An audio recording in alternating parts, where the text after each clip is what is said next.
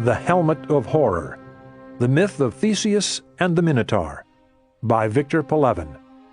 Translated from the Russian by Andrew Bromfield. Miscellaneous.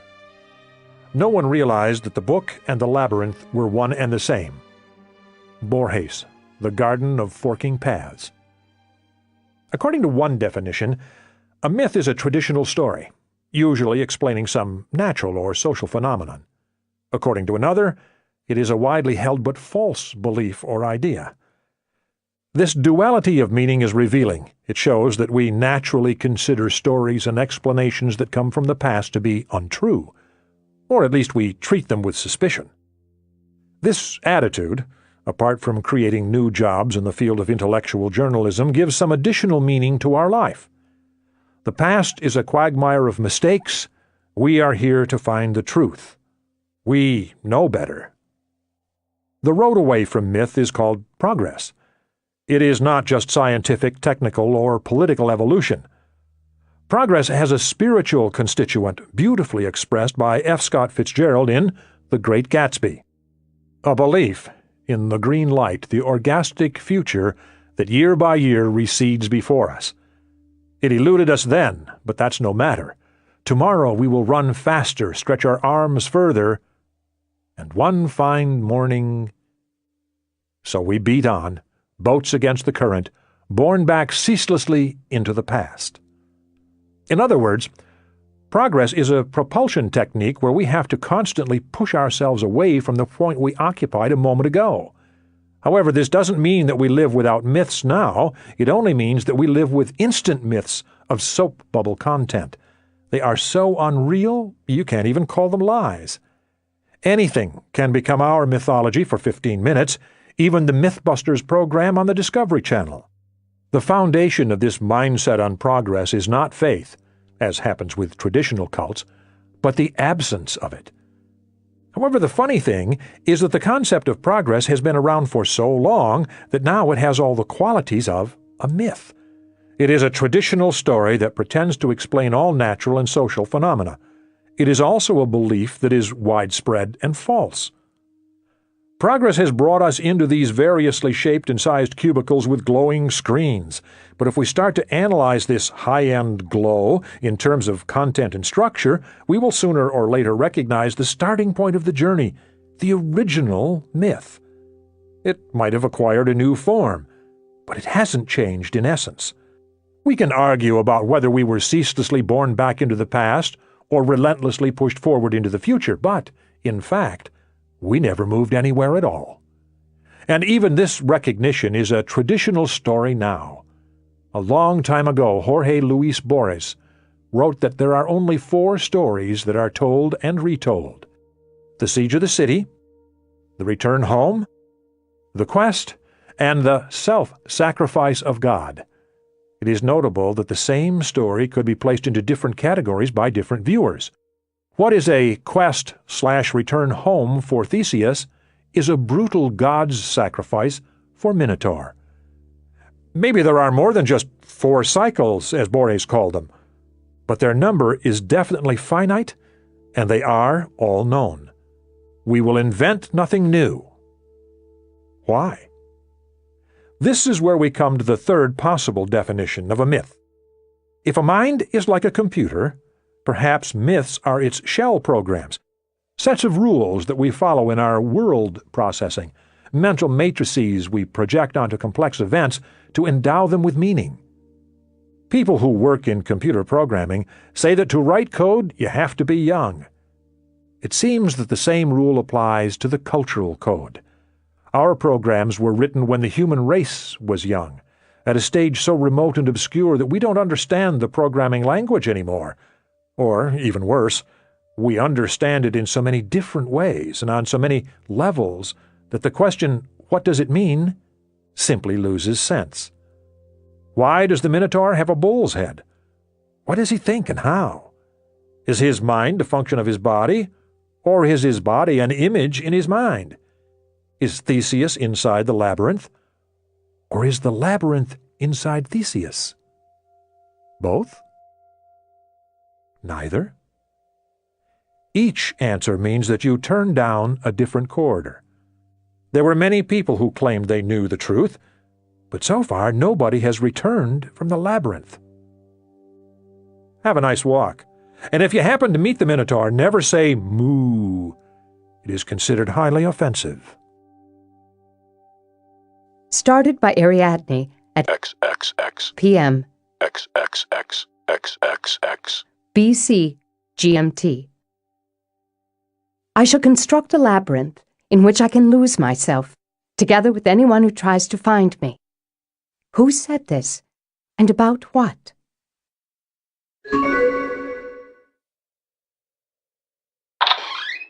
What's going on? Is there anyone there? I'm here. So what's going on round here? Your guess is as good as mine. Ariadne, are you there? Who's she?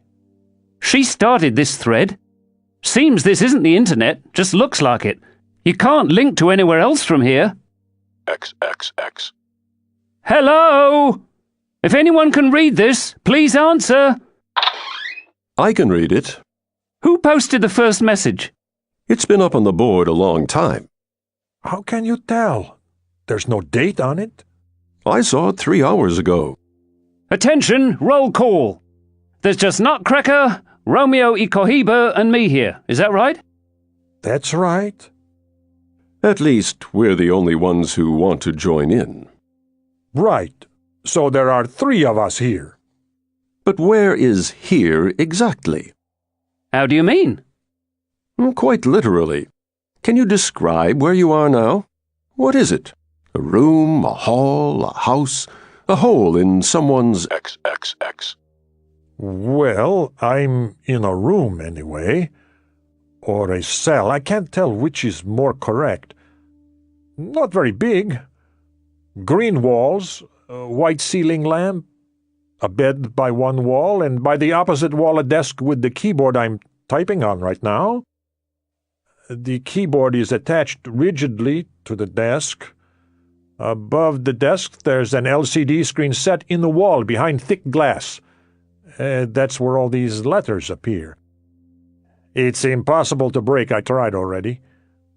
The room has 2 doors, one made of strange blackish-green metal. It's locked. There's a raised section in the middle of it. The other door's made of wood, painted white, and it leads into a bathroom. It's open. I've got the same as Romeo. A locked metal door with some kind of relief design on it. A hotel-style bathroom with soap, shower gel and shampoo on the shelf under the mirror.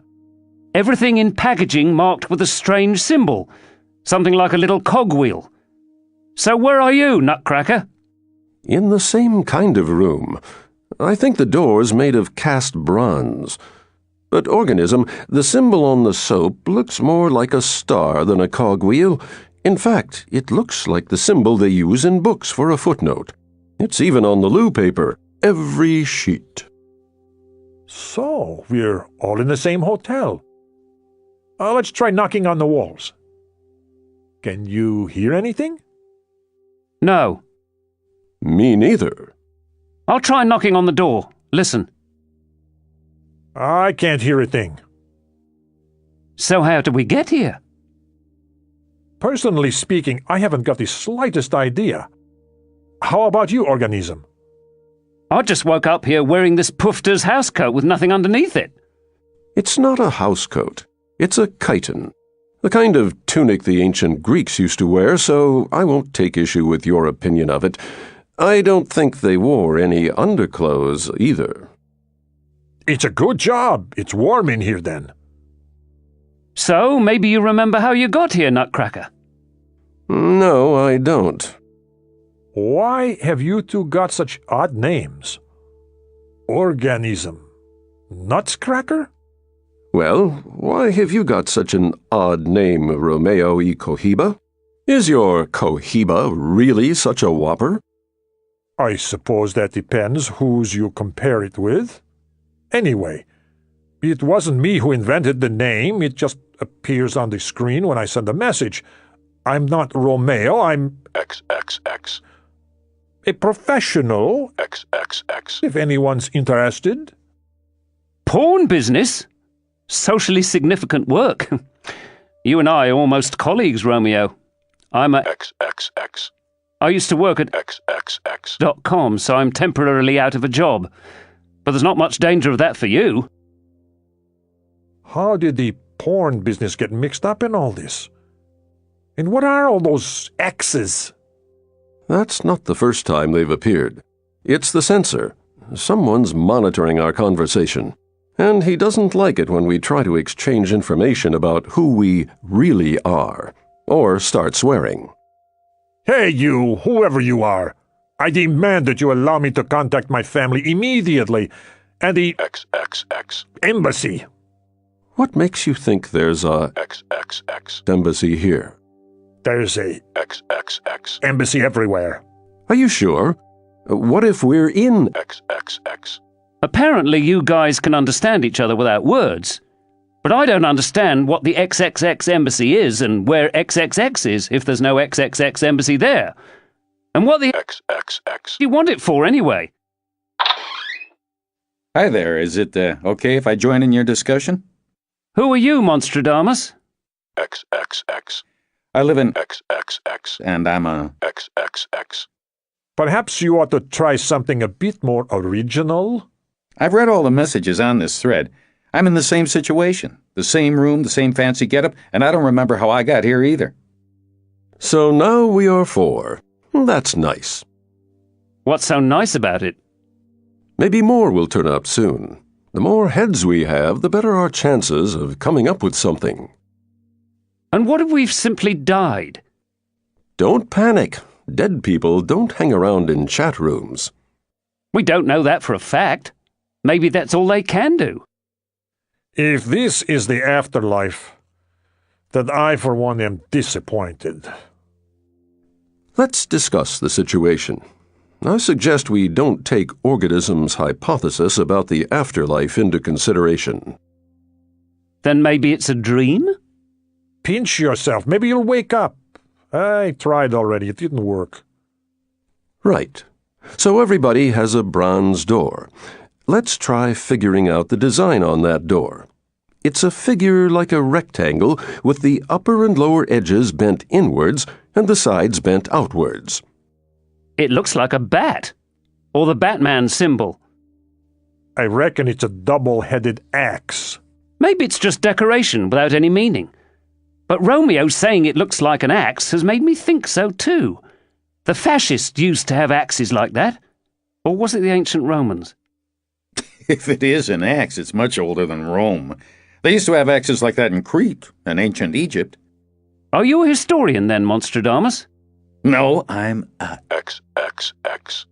Hey, that's right, I forgot. Hi. I'm glad I'm not the only one here. Hi there, darling. Where there are boys, there have to be girls. Some funny rainbow-colored patches of light just appeared on my walls. Well, that's odd. I had them too. Or maybe I imagined it. Ariadne, did you start this thread? Yes, but no one answered, and I fell asleep. So why did you write that phrase about the labyrinth? I was trying to remember where it came from, but I couldn't.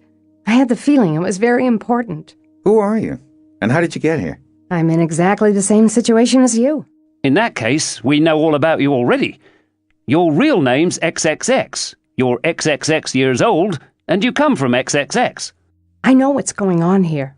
How? I saw it all in a dream. I don't think I'd exactly regard that as bona fide information. I wouldn't mind hearing about it, though. Tell us about it. I saw this old city. I mean, really ancient. The kind they must have built thousands and thousands of years ago. It was really beautiful there. Roads paved with big flat stones. Stone walls covered with living curtains of some climbing plant with pale pink flowers. The doors and windows of all the houses were locked, but all the time I had the feeling I was being watched by someone.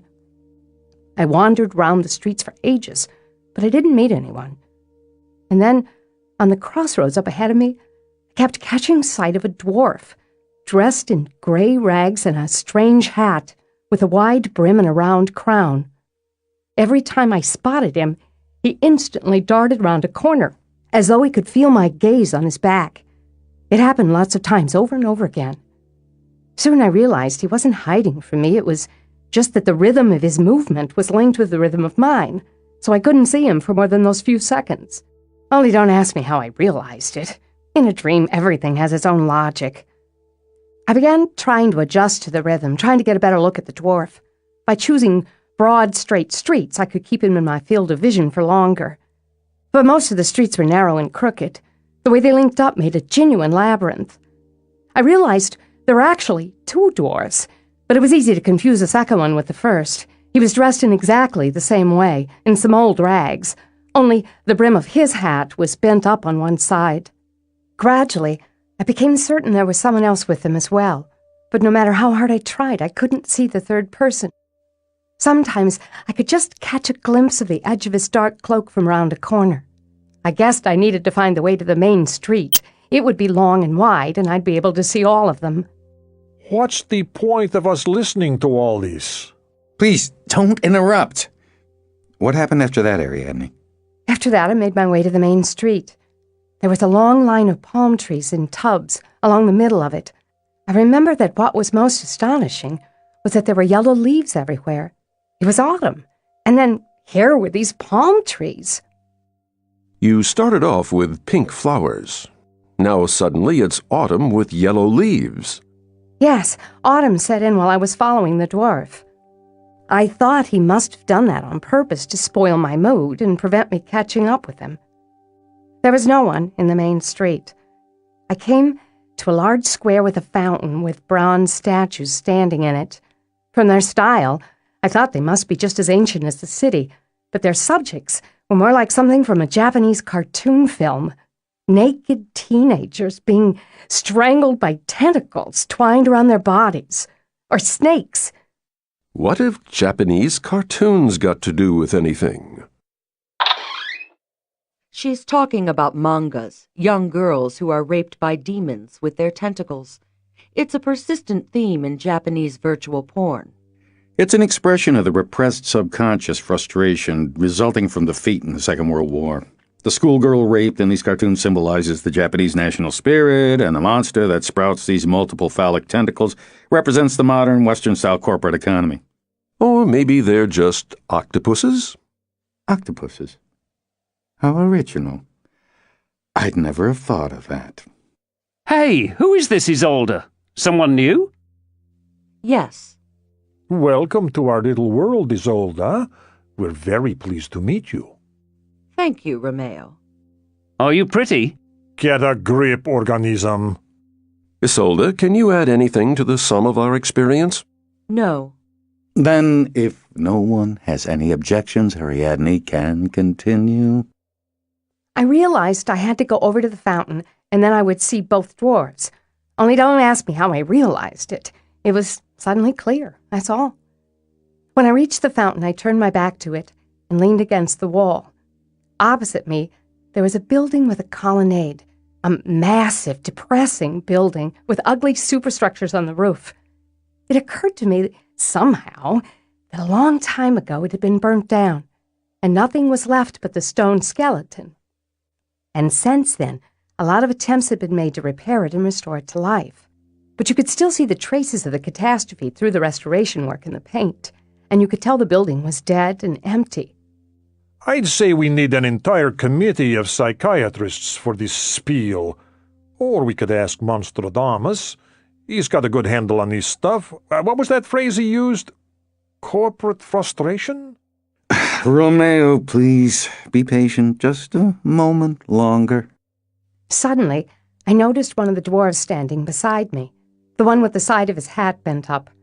I didn't see how he got there. He was really close to me, but I couldn't see his face under the hat. I remember he was wearing medieval-style pointed shoes in red and white stripes. He began speaking without raising his head, and what he said was very strange. He said the master he served was the creator of everything I saw around me, and a great many other things, too. The way I understood it, this master of his was not a man, or not just a man. His name was Asterisk. Are you sure you heard correctly? I think so. The way the dwarf explained it, Asterisk is some boundlessly and infinitely powerful being. I asked whether he didn't mean God, and he said that God was merely Asterisk's errand boy. I asked how that was possible. The dwarf told me not even to try to understand. He said it was a great mystery, and repeated this several times. I asked him what was the correct name to use for someone who is mightier than God. Any name you like, the dwarf replied. The word asterisk, or any other that can be spoken, they're no more than loose dust covers. They make no difference at all. That was what he said, honestly. What absolute gibberish! Well, the way I understood it, Asterisk is angry with people because at some time in the past they killed him. Or because they will kill him at some time in the future. The dwarf expressed himself in such a complicated manner you could take his meaning any way at all. Since that time, or until that time, people have to pay tribute to Asterisk by sending him people to join in his games and die in his arena. Like us, for instance. Well, there you go then. But the dwarf said there was no need to be upset because the people Asterisk sacrifices to himself have already been born. And dying in the arena is the common fate that nobody escapes. I tried to ask in that case what was the point of the sacrificial tribute, but the dwarf began getting nervous and said, "Look, he's coming. Now you can see him for yourself." I looked up. 2 figures had appeared in front of the burnt-out building. Striding along solemnly in front was a dwarf holding a flag with the Merrill Lynch symbol on it. You remember it, they have that jolly little bull and the inscription, "Be Bullish." But I didn't feel like laughing at all. The figure following it looked so terrifying. I don't even know what to call him. He wasn't like a man. He was absolutely massive. And I thought for a moment he was a monstrously overgrown mushroom with a big cap of blackish-green metal. Then I took a closer look at him. He was wearing a long, loose robe that reached right down to the ground, dark-colored and not particularly clean either, but not the same kind of tattered rags as the dwarf's. And on his head, he had a bronze helmet, like a gladiator's mask, a headpiece with a wide brim and a plate with holes in it where the face would be. There were 2 horns on the helmet. Like a bull's horns? They were much more massive, and they didn't stick out to the sides. They ran backwards, merging into the helmet to form a single block. If I could compare them with anything, they looked a lot like the silencers of a bronze motorbike, curving along the rim of the headpiece with the round crown. There were lots of little rods and tubes on the helmet as well, all made of bronze, and they linked all its different parts together, so the whole thing looked a bit like an antique rocket engine. Did he say anything? No, I didn't see him for very long. I only had just enough time to think the 2 dwarves were dressed so strangely because they were trying to look like him. Beside him, they looked absolutely tiny.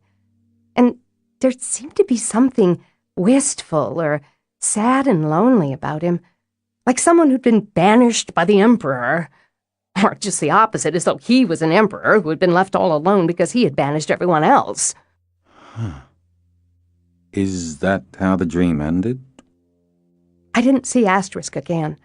Suddenly, the dwarf and I were somewhere else, on one of the little streets, facing an old wooden door with a handle in the form of a ring set through the head of a bull. The dwarf knocked on the door with the ring, and it opened. Inside, there was a small room. From where we were standing, all we could see was a bed with a man sleeping on it, a tall man with a mustache and a mole beside his nose. The dwarf muttered that we were in the wrong place, led me to a different door, and opened it in the same way. The room behind it looked the same, but it was empty. The dwarf raised his finger and asked, "I shall construct a labyrinth in which I can lose myself, together with anyone who tries to find me." Who said this, and about what? I started thinking about it. In the dream, I almost knew the answer. Then suddenly he pushed me inside and slammed the door shut. What happened after that? The push woke me up, and I found myself in the room I am in now. Then I sat down at the desk with the screen and typed in that question. I was afraid I might forget it, but I can still hear it in my head now. Is it the same room as you entered in the dream? It's hard to say. It's just as small. And who was the man with the mole beside his nose? I don't know. I'd never seen him before. Can you describe him in more detail? Exactly where was this mole of his? Between the side of the nostril and the cheek. He had a horseshoe mustache, too, and he was absolutely bald. Big. I definitely remember that his arm was lying on the pillow and it had a tattoo on it, an anchor with a $sign twisted round it. I thought it might be a yacht club symbol. A pretty moth-eaten type, really. Well, thanks a lot, sweetheart. I suspect someone might just have recognized himself. Right, Romeo? No one's ever called me a moth-eaten type before, but I do have a tattoo like that on my arm. So, does anyone have any ideas? I don't get it. Are we seriously discussing someone's dream? I think. New members, please introduce yourselves to the group straight away. What do you think? UGLI 666. I think the Lord sent her that vision to make us repent. That's just great. We've been locked up in here and we have to repent? Repent for what? What we were locked up for. And what were we locked up for? Each of us for his own reason. For it is said, there is no man that shall live without sin, though his life be but a single day. Ugly, what sex are you? That's of no relevance. Is he/she really serious? I think he/she means what he/she says. I'm female, since it interests you so very much. My name's... XXX. I'm a... XXX. by profession, and XXX. by education, but by vocation I've always been a... XXX. I've read everything already, and I have nothing interesting to add. As for whether I'm being serious or not, you can be quite sure I always mean what I say. Tell me, Ugly, did you invent your views to match your name, or was your name invented to match your views? My name's for my sins, and so is yours. But do you know what UGLI really means? It's not from the word ugly, as you probably thought. It's Universal Gate for Logic Implementation. A universal logic element. I remember that from school. So if you chose your views to match your name, you were looking in the wrong place altogether. We were talking about Ariadne's dream. It has been suggested that she was shown it specially, and it contains information for everyone. What does that mean? Shown it specially. This isn't a cinema, and if the information's for everyone, then why was it shown to Ariadne? You'll get a showing too. Don't be in such a hurry. You think that monster in the bronze helmet really is walking about outside our doors?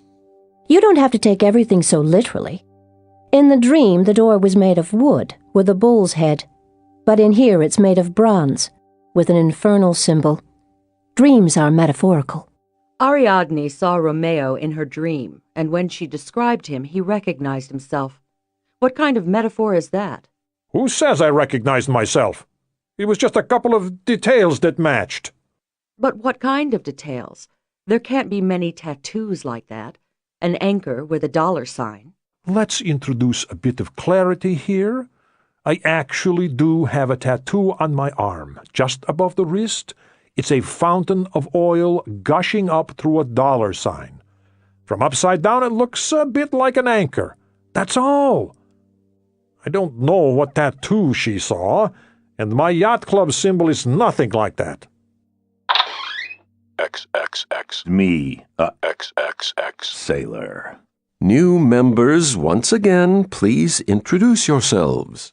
I'm absolutely... XXX. My entire body aches. Have you been beaten up or what? I feel sick. Is there any beer to be had around here? I doubt it. Did you overdo it yesterday, then? Something of the sort. How did you end up in here? I don't remember a thing. Leave the man alone. Let him get his head together. But can this dream of Ariadne's be interpreted scientifically? Seems to me Monstradamus knows about that kind of thing. What does interpreted scientifically mean? Well, for instance, this asterisk is tall with a big helmet that symbolizes the male sexual organ in a state of erection. And the two dwarves symbolize the balls, do they? Cool it, Romeo. Sometimes a Cochiba's just a cigar. Could you talk about that separately somehow? I second that motion. Unfortunately, we can't just go out into the corridor. You didn't answer the question, Monstradamus. Can the dream be analyzed? If you're thinking of penis symbolism, then I've got nothing to add to what Nutcracker said. But I do have a few observations along an entirely different line. I can share them if you're interested. Of course we're interested. In the first place, the names. Has anyone any guesses on that score? Names of demons from hell. The soap, the toilet paper, and other items in the bathroom are all marked with something that looks like the symbol for indicating a footnote, a little star. It's called an asterisk, which is also the name of the character Ariadne dreamed about. It sounds a lot like Asterius. What's Asterius? Starry, in Latin. Asterius, the son of Minos and Pasiphae, the half-man, half-animal from Crete, better known as the Minotaur. That one on the Remy Martin bottle? No, the Remy Martin beast is a cyclops. The Minotaur is a freak with a bull's head. God, I feel really sick. Now, for that double axe on the door. In Greek, it's called a labros. That's where we get the word labyrinth, the place where the Minotaur lived. Some accounts say it was a beautiful palace with lots of corridors and rooms. According to others, it was a foul-smelling cave with numerous branches plunged in eternal darkness. Or it could be that people from different cultures had different impressions of the same place. But what has an axe got to do with a labyrinth? They find them in Crete, where the labyrinth was. That's all I know. Maybe the Minotaur was killed with an axe like that? Let me go on with the names. As well as Asterius and Asterisk, it's hard not to notice another coincidence. It was Ariadne who dreamed about him. That was the name of the Minotaur's sister. And it was also Ariadne who started this thread with the question about the labyrinth. It's a very common name. I had a lotion for dry skin called Ariadne's Milk. Names and coincidences are all very well. But what I don't understand is, what are we going to do? What can we do? Wait for Theseus, who will lead us out of the labyrinth, and hope a joke doesn't go too far. Does it seem like a joke to you? Well, I'd say our host certainly seemed to have a sense of humor. I haven't laughed even once yet. Monster's right. There's definitely humor in all of this, only it's infernal humor. Forcing serious people like us to call each other by idiotic names, dressing us in ancient Greek chitons, and making us sit at these screens. And then the internet we end up in has about as much to do with the real one as we do with ancient Greece. It's not really all that different. The screen design is an imitation of the Guardian site. The heading is the same, Guardian Unlimited, and the chat area looks the same. The difference is there are hundreds of threads there, but we've only got one. The name makes sense, though. Our Guardian really is unlimited.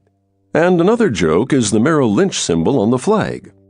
But Ariadne saw the flag in a dream, so it's not clear whose joke it is, our moderator's or hers. I wouldn't like to alarm anyone, but shouldn't we consider the possibility that Ariadne herself is also a joke by our moderators, as Organism called them? Why is that? Because, phenomenologically speaking, she only exists in the form of messages of unknown origin signed Ariadne. Thanks, Ariadne. Ariadne, please don't take offense.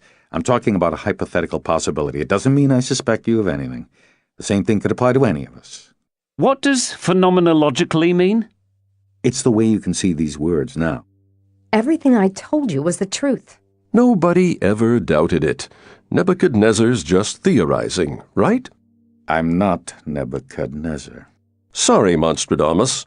I'm no more Monstradamus than I am Nebuchadnezzar, so what's the difference? You know what I think? Either no one's noticed it or everyone has, but no one's saying. What's that, then? We don't post our messages complete, like in a normal chat room. The words appear on the screen one letter at a time, in real time. We can even interrupt each other, and then 3 dots appear at the end of the phrase that's interrupted. Everyone's noticed that. But at the same time, as far as I can tell, no one's made a single spelling mistake yet. Not a single typing error. Doesn't that seem a bit strange? That's rigged. They control our entire conversation. Are you ploying the foul? No, I wouldn't dram of it. Me can either. It's the Moderator's. Step mocking us, you rattin scam. There's no point in getting upset, Romeo. It won't help matters. Have they really stopped? Good for you, Romeo. They did what you told them to. Why not try telling our moderators to do something else? Stick your XXX up your XXX. and give it a double right twist. They're following every word we write. Maybe that's why Theseus isn't saying anything? What Theseus? The one who killed the Minotaur, Organism, or who has to kill him. What do you have in mind, Monstradamus? Maybe he's already here, but he doesn't want the moderator to notice him. And I suspect the moderators are bronze mushroom. You talk about him as if you'd seen him with your own eyes, but we don't actually have any reason to believe he exists. Who do you mean, Theseus or Asterisk? Both. And for exactly the same reason, Romeo, there's no reason to believe that you exist. That just about does it. Leave it out, will you? Perhaps Theseus is one of us? Perhaps the Minotaur's one of us. I bet 100 XXX. the Minotaur's Monstradamus. Stop clowning about. Theseus, answer us! At least tell us if you're here or not. Theseus! By the way, if the moderators can fulfill our wishes, why don't we ask them to open the door? But what's outside the door? We can find out. You be careful, or the door might really go ahead and open. I've composed a little poem dedicated to Monstradamus. Let's hear it. The Minotaur lurks at the door. His axe it gleams moon bright. Dear Watson, this could not be more than silence in the night.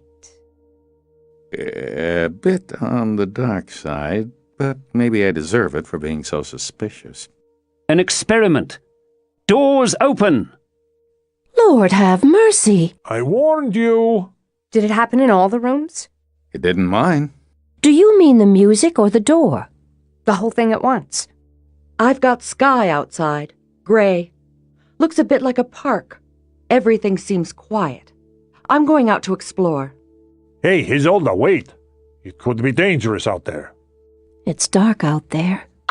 Isolde! Did everyone hear the trumpets? Do you think they were trumpets? Doors close! XXX. Be praised. Organism, don't go trying any more experiments like that. Now, how's Isolde going to get back? Doors open! XXX. Again. Let's just keep calm and get our bearings. Okay, I think I've got it. When the door opens, a lever shaped like a leg with a hoof moves out and down. Lord save us and keep us. To make the door close, you push the lever. To make it open, you press on the axe in the middle. So everyone can open their own door when they want to. It works. What can you see outside the door? There's another room outside mine. Semi-darkness. Benches. A lot of benches. Fresh air at last.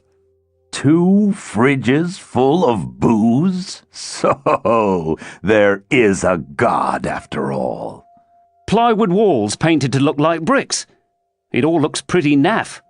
I've got a load of electronic equipment. I'm hungry. Hey, you moderators, how's about a bit of nosh down here? Right, I think I've got it.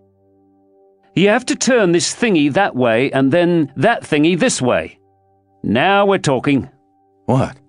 What was it you turned? Tell us. They sent down some pancakes with jam. Not bad for ancient Greece. I feel like a nice quiet meal, so I'm taking a break now. Enjoy your meal. Just tell us what it was you turned. When I'm feeding my tum, I go all deaf and dumb. Organism, you only need to type 2 words, then you can go ahead and eat in peace. Organism, we're all asking you. I'm busy. I never understood before why gluttony is a sin. Then a spiritual friend of mine explained.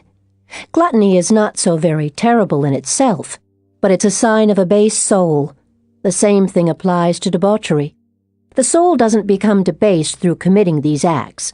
A base soul manifests itself through them. No, you won't get under his skin that easily. Moderators! Give us all something to eat! I heard some kind of noise, but where's the food? There's a small flap to the right of the monitor, just a rectangle in the wall. Lift the flap and you'll find a tray behind it. I found it, thank you. But what are you supposed to turn?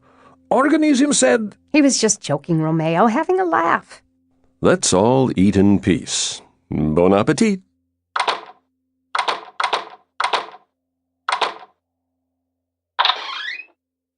I'm back. Who's there? I am. Is everything all right? Yes. I was worried. I was only gone for a moment. Where's everyone else? They're eating. There's just the 2 of us. What's outside your door? A labyrinth of neatly trimmed rough bushes. Higher than my head and running between the bushes is a dirt pathway. And I've got the same kind of bushes along the sides of an alley. An alley? My door opens into a park. The alley starts right outside, and along the sides there are bushes, with treetops showing above them in places. What I've got is more like a corridor between the bushes. I wouldn't call it an alley, and it starts winding straight away, so I can't see anything but leaves. It's more like a narrow corridor than anything else, neatly sliced through the bushes by something like a combine harvester. What color is the ground there? Beige. It's beige here, too. We're near each other. What else did you see? I didn't go very far. There are lots of alleys, and they keep branching and twisting and turning corners. I wasn't afraid in the least. Quite the opposite. What I saw gave me a really good feeling. The labyrinth might be complex, but it's impossible to get lost in. Why? Because there's a plan hanging at every place the path branches, and there's a little sign on the plan. You are here. That's handy, all right. And wasn't there any little sign saying the Minotaur is here? No. I was joking. Did you meet anyone? No, but several times I had the feeling there was someone just around the corner. And was there anything like what Ariadne was talking about? Yes, kind of, only not exactly. Once I spotted some roofs above the bushes, but they were a long way off, and I saw fountains with different kinds of figures. Like the one Ariadne talked about? I don't know. I went through a few forks in the path, and at every one there was a small, I don't know what to call it, an oasis, I suppose. Trees and a fountain with bronze figures of animals. First a hare and a tortoise. They were sitting facing each other, with their faces lifted up to the sky. Their mouths were open, and there were long, thin streams of water spurting out. To be quite honest, it looked a bit ridiculous, as though they were spitting at an invisible ceiling that was too high, so that everything just fell back down on their own heads. At another fork there was a fountain with a fox and a crow. The crow was high up in the tree, and so big it looked more like an eagle. There was a water pipe leading up to it, hidden among the leaves. The fox was squatting on his haunches, gazing up at the crow, as though it was trying to hit it with the stream of water spurting out of its throat, but it couldn't reach high enough. The crow had its wings pulled back and up, and its beak was open, and there was another stream of water spurting out of that, as though the sight of the fox made it feel sick. Now that's something I can understand. What do you understand? Take no notice. You're a wonderful storyteller, Isolde. It was like seeing it all with my own eyes. Yes, I forgot to say. The plan that was hanging everywhere looked more like an old engraving than something modern, or like an enlarged photocopy of an engraving. and written on it in this strange oblique typeface was Plan du labyrinthe de Versailles. What could that mean? Is it from the word verse? Because there are characters from fables in the fountains? A plan de labyrinth at Versailles. That's a real piece of luck. Versailles? Then why was it written with a small letter V? I could suggest that's not really the strangest thing about our surroundings. Do you mind not butting into other people's conversations? Sorry, I didn't realize it was private. And where did you go, Romeo? I haven't been outside yet. Why not? I think it's some kind of trap. I think it's a trap too, but we're already caught in it anyway. And the room you're sitting in is just as much a part of it as what's outside the door.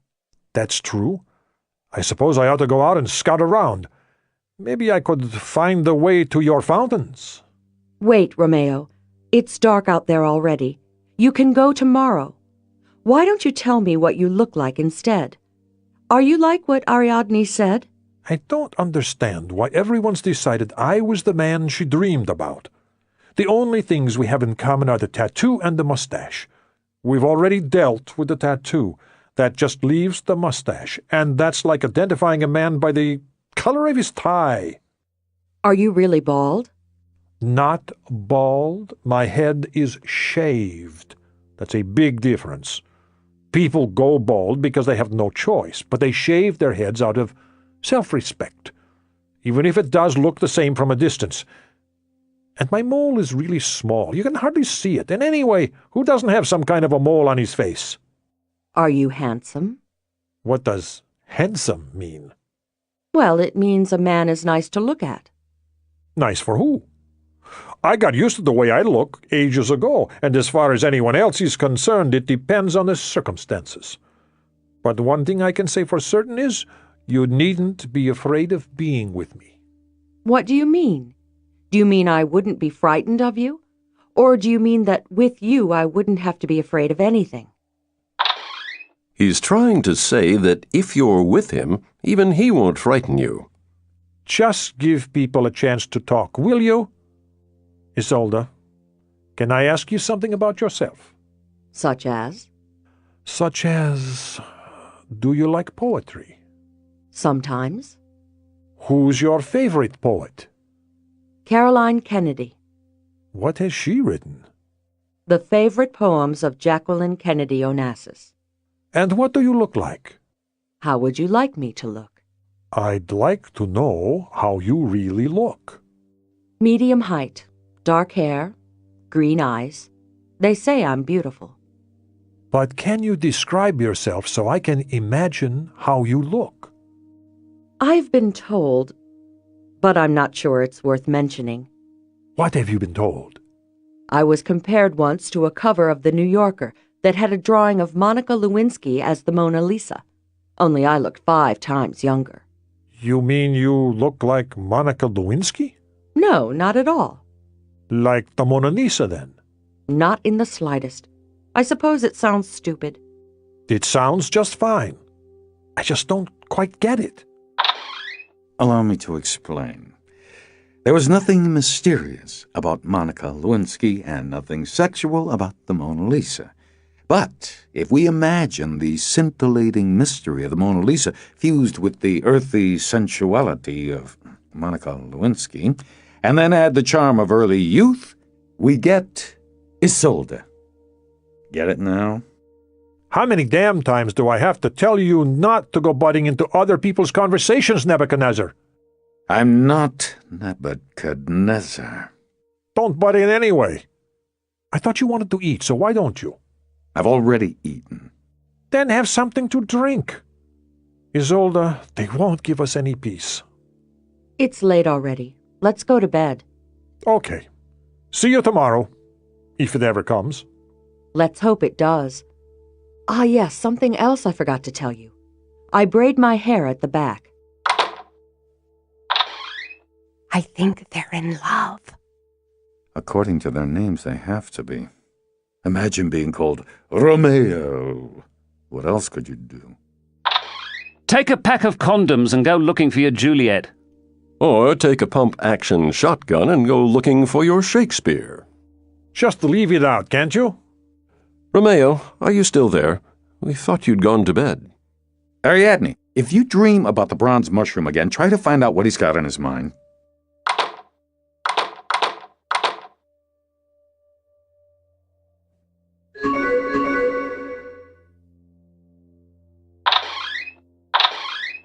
Ariadne?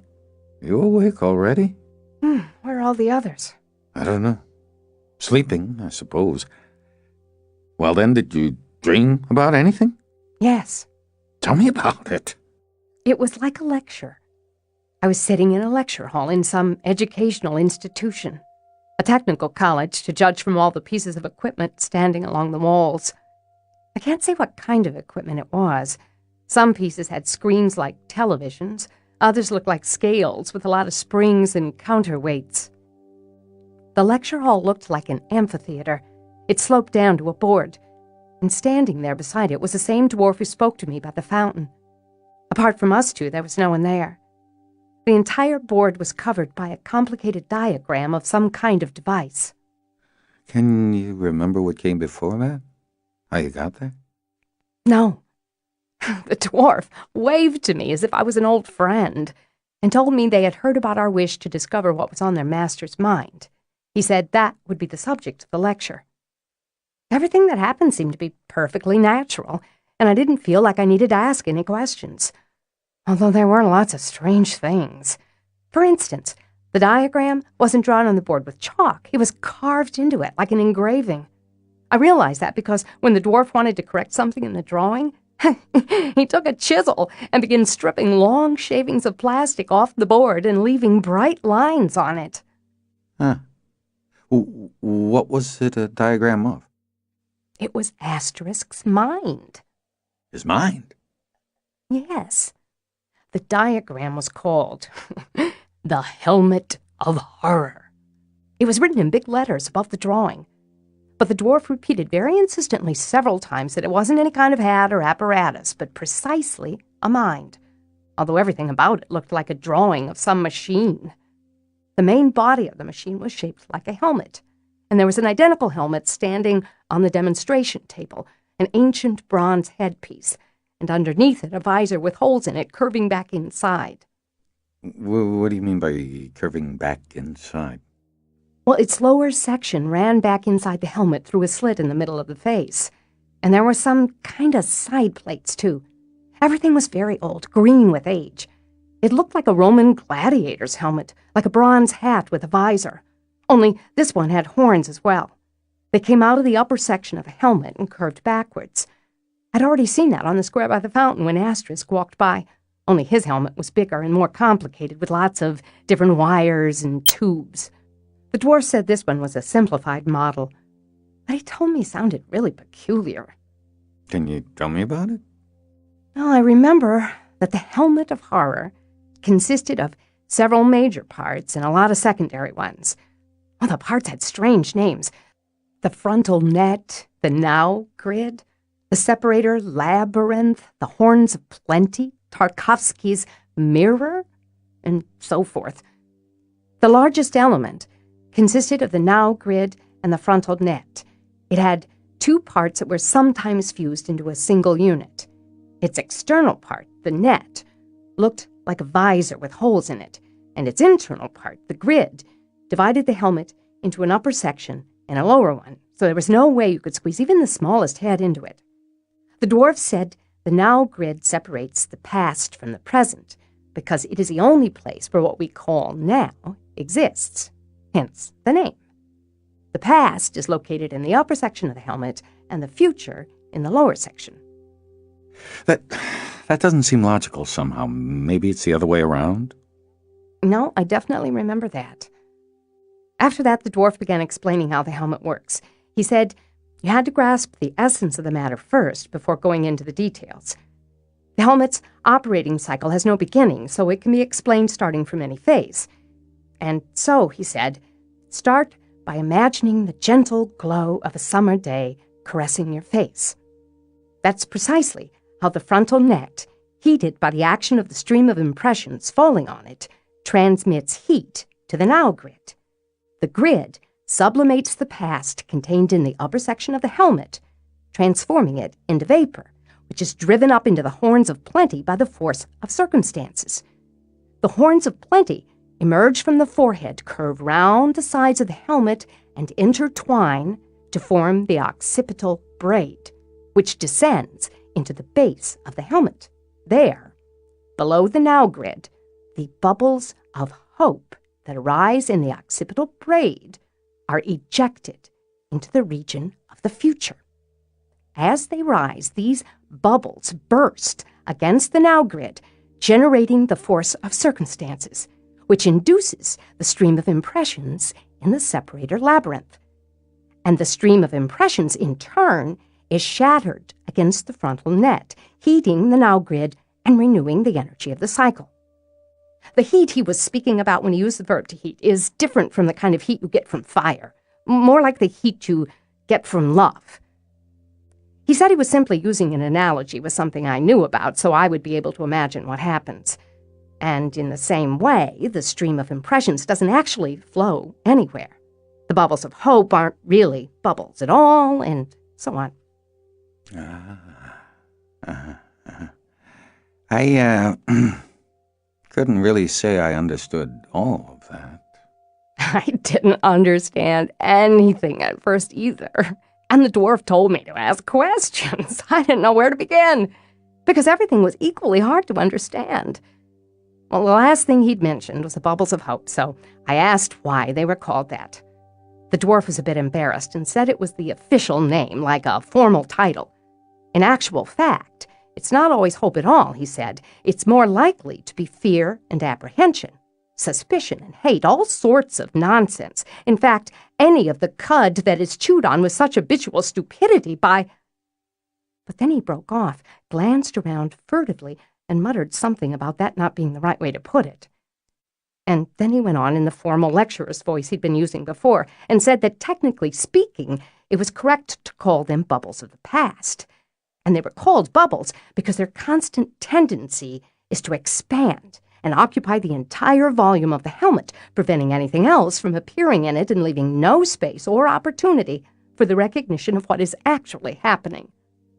The dwarf jabbed his pointer at the part of the diagram that showed the kind of vertical coil the horns formed where they came together at the back of the helmet, and said that bubbles of hope arise in the occipital braid following the enrichment of past in the horns of plenty. But since past is enriched exclusively with more past, the bubbles of hope consist entirely of past. They are simply past in a different state, which means that when Asterisk peers into the future, he sees nothing but the past. The lower section of the helmet is required primarily in order to cool the bubbles of hope, a process which endows them with vernal freshness and the elastic resilience of novelty.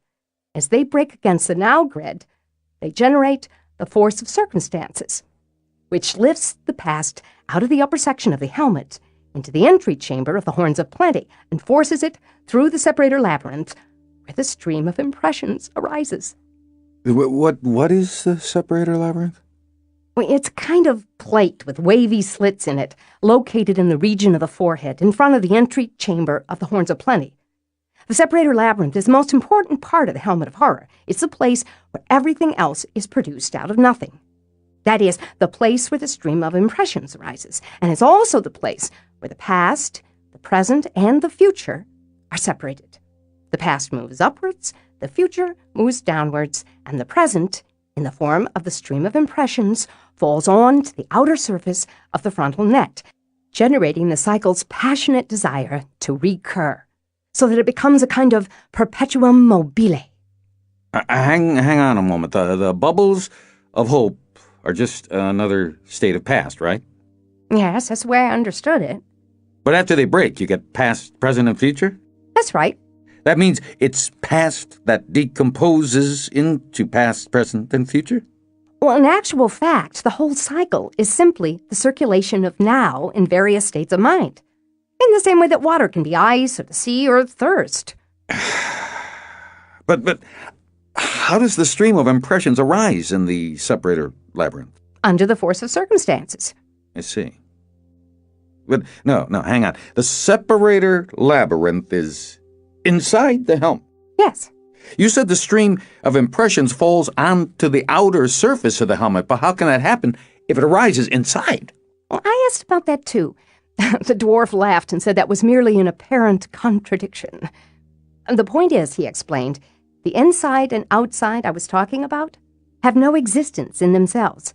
They are generated in the separator labyrinth by the force of circumstances, and from there they enter the horns of plenty, where they enrich the past, transforming it into the state of bubbles of hope.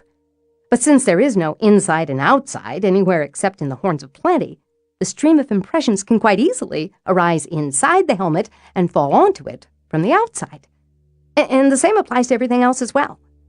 But the dwarf warned me that I should never, under any circumstances, regard anything as real. The entire phenomenon is induced, like the electromagnetic field in a transformer. Aha! Then, what is Tarkovsky's mirror? It's a small, fogged-up mirror set at an angle of 40 degrees between the region of the future and the now grid. When the bubbles of hope entering from below are reflected in it, they appear to be further along the line of their course than they are, which gives rise to the feeling that the line actually exists. Ah, I see. And why is the separator labyrinth the most important section of the structure? Firstly, it's where the stream of impressions arises. Secondly, it's where I and you, good and bad, right and left, black and white, so on and so forth, and everything else arises. The dwarf said this part of the helmet of horror is the most important, and it hasn't changed for thousands and thousands of years. Then, just at that moment, a ray of sunlight lit up a poster hanging beside the board. It showed a Cretan koan with a diagram of a labyrinth stamped into it. Most opportune, said the dwarf, that is the separator labyrinth. Its appearance is very distinctive. It has a cross-section at the center, which is reached immediately after entry, and numerous parallel paths running around the cross, which seem at first to lead you off into the unknown, but then come full circle. This is the most widespread image of the labyrinth, the one that is repeated on almost all the antique coins and drawings. The scanned projection of this labyrinth is a straight line, which means that once you've entered it, there's no way you can get lost or find your way out. And that means we can regard the horns of plenty, the now grid, the separator labyrinth, the past and future as different sections of one and the same continuous route, which no one is actually following. Why are the horns of plenty called that? Because they contain all sorts of everything. Tender feelings, sidelong glances, exalted words, final thoughts, and everything else. A genuine treasure house, or rubbish tip. But all this infinite variety actually consists entirely of past. As far as I could understand it, the horns of plenty operate like enrichment units in a chemical plant. When it's driven through them by the force of circumstances, past gets mixed up with everything else, becoming richer and acquiring value, with the result that bubbles of hope are produced in the occipital braid, go gurgling through the region of the future, are reflected in Tarkovsky's mirror, and perceived as the novel freshness of a brand new day. For a while now, I've been getting the feeling something's not right here, but I just can't quite put my finger on it. Right, now, I think I've got it. Who are they perceived by? Who? By Asterisk, of course. That's it, but where is he? This Asterisk. The way I understand it, this helmet is arranged so you can't even squeeze your fist inside it, never mind your head. I don't suppose you asked about that. No, I didn't. The dwarf told me himself. Asterisk comes into being in the same place as everything else, in the separator labyrinth. And then what? And then the force of circumstances induces him to enter the horns of plenty. He gets mixed up with everything else, is enriched, and returns to the now grid in the form of bubbles of hope.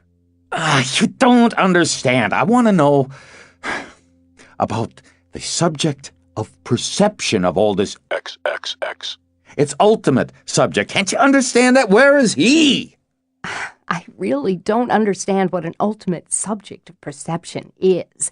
But there can't be any doubt that he must be in the Horns of Plenty because there just isn't anywhere else. Then where does he come from?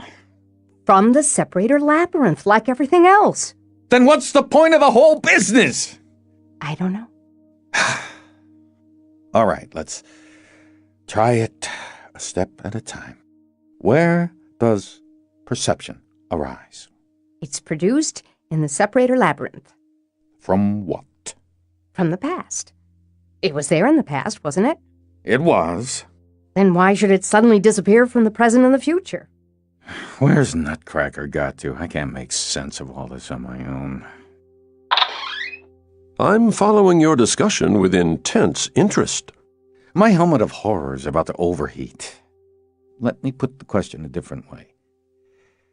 If asterisk, perception, and everything else are produced in the separator labyrinth, then why do we say that it's asterisk who perceives them? The dwarf said that is simply his specific quality as a product. In other words, the idea that he perceives everything is produced in the separator labyrinth together with everything else. Produced from what? From nothing. You haven't been listening properly. All right. Then I have a question as well. You say asterisk appears in the separator labyrinth. That's right. And instead of a head, he has the helmet of horror? Yes.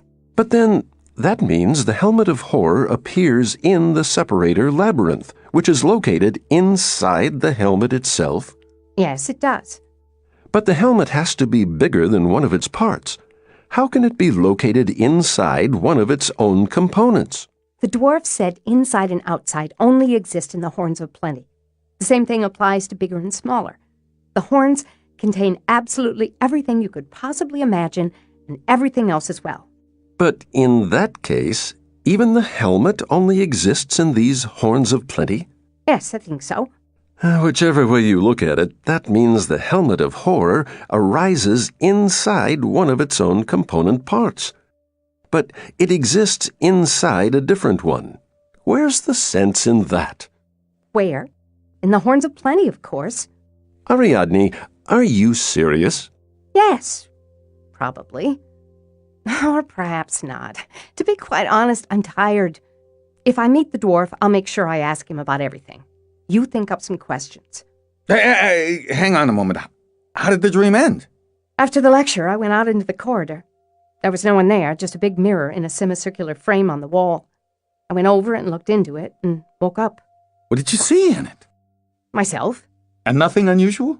I was wearing a straw hat with a round crown and 2 little bunches of lilies of the valley pinned to the brim at the back. The hat had a veil of thick lace with round holes, so I couldn't see my face behind it at all. It all looked very beautiful, but something made me feel nervous. I couldn't work out what was wrong, until suddenly I recognized that bronze mask in my reflection, and that frightened me. And then the dream suddenly ended. That's all. I'm going.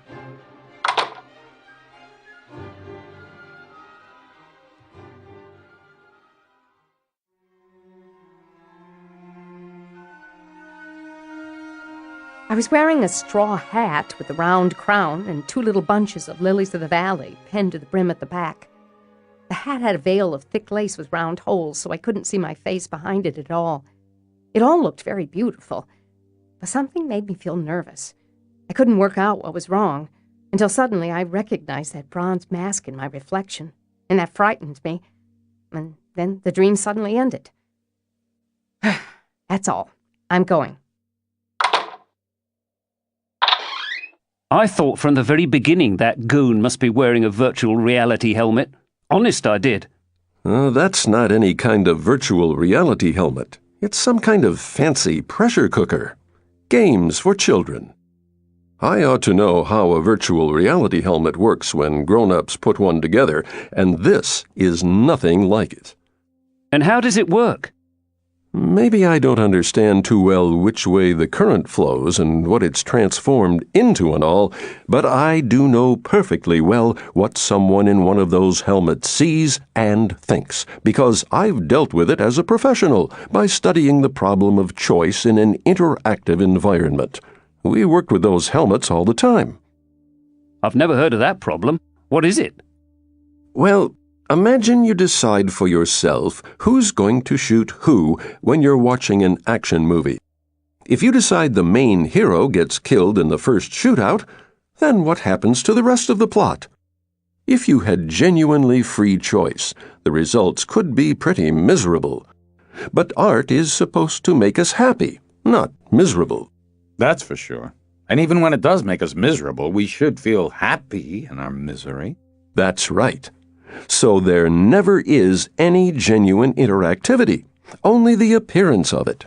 Or rather, it is permitted, but only within a narrow range where no choice you make can change the fundamental situation. The main problem is to eliminate freedom of choice, so that the subject is led unerringly to make the decision required, while at the same time maintaining his firm belief that his choice is free. In scientific terms, it's known as coercive orientation. What's that? That's a long story. We don't have much else to occupy ourselves with. That's right. Tell us about it, Nutcracker. Let's give our brains a break. I suppose there's no need to explain what the Helmholtz sees. Who? In professional jargon, that's what they call the guy in the helmet. A Helmholtz is someone who's located in an artificial dimension that totally isolates him from the real world and moves around in it, or rather, thinks he moves around in it. Let's assume this dimension takes the form of a flat area with 3 identical marble vases standing on it. And what we have to do to keep the action moving in the right direction is to lead the Helmholtz to the middle vase. 3 identical marble vases. Hardly makes it worth bothering to put the helmet on. Instead of vases, they could be doors, turns at a road junction, any kind of choice at all, in fact.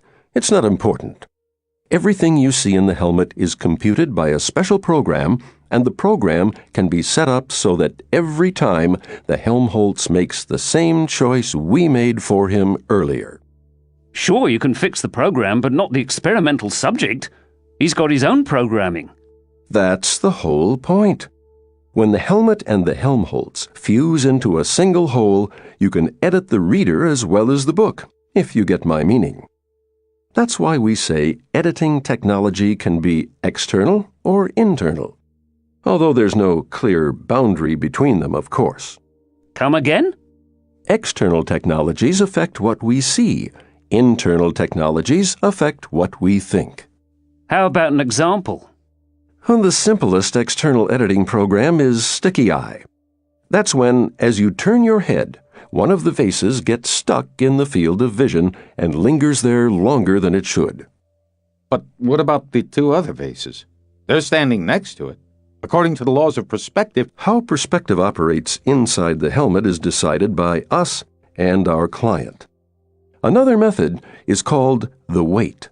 When the Helmholtz tries to move away from our vase, the program slows down his movement, and when he approaches, it speeds his movement up, as though we've tied a mathematical weight to his foot, and it keeps disappearing and reappearing again. That makes it easier to move towards the chosen vase than in any other direction, and disorganized series of random displacements will bring the Helmholtz to it pretty quickly. A mathematical weight. That's beautiful. The next technology up is Pavlov's bitch. That's an intermediate conditioned reflex editor. So it's named after that Russian scientist who noticed his stomach juices started flowing when the phone rang. No, he didn't. He just studied conditioned reflexes in dogs.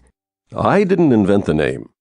When you look at the vases that we want to exclude from your list, your vision starts blurring and rippling and you get a horrible buzzing in your ears or even an electric shock. So you won't look at them again. But you'd notice that straight away. We want you to notice it straight away. Draw the right conclusion and look in the right direction in the future. It's a cheap technology for third world countries. But if the budget's big enough, then, for instance, we can use infrasonics. The Helmholtz won't notice anything, but he'll experience a dark, mysterious horror when he turns toward any vase except the one we want. The obverse method is stimulation of the pleasure center when the correct choice is made. They used to insert an electrode, but now it's done by pharmacological means or by entraining the brain to delta rhythms. You don't say. Are you telling me they'll be doing all that stuff to us if we watch interactive movies? I don't think so. These techniques weren't developed for the movies, not even for virtual spaces. They were just modeled there. The topic is not in the public domain, but since you and I aren't in the public domain either, I suppose it's okay for me to tell you about it. So what are the internal editing programs like? Well, for instance, take Sunny Kiss. The vase we have to choose is endowed with positive emotional coloration by employing universally accepted aesthetic codes, given a positive inner content, if you like. Inner content. Would that be inside the vase or inside the viewer? That's a difficult question. You could say it's inside the helmet. But all that's just words. It's easier for me to explain how it's done. Say a ray of sunlight falls on our vase, or you hear a soulful melody in the air when it enters your field of view. The reverse technique is doom and gloom. For instance, when you look at a vase we don't like, the sun is covered by dark clouds, a gray fog comes down, and you hear unpleasant noises. Fair enough. What else? There's another technology called the seventh seal. The vase that has to be chosen is marked out using secret signs that attract interest or stimulate the imagination. It can be absolutely anything. A handprint on its surface, arrows pointing to it on the ground, a dove sitting on its edge, mysterious graffiti, and so on and so forth. The obverse method is the Le Pen Club. That's when the vases we wish to exclude are covered in the crudest obscenities you can imagine. Preferably not even in paint, but XXX. a virtual, of course. And you mean the Helmholtz won't notice anything? Used on its own, any one of the techniques used is easy enough to spot.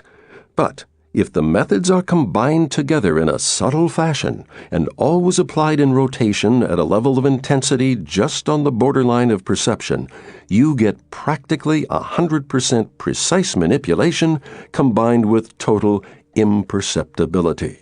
I get it. It's like what you see at the railway stations in Asia.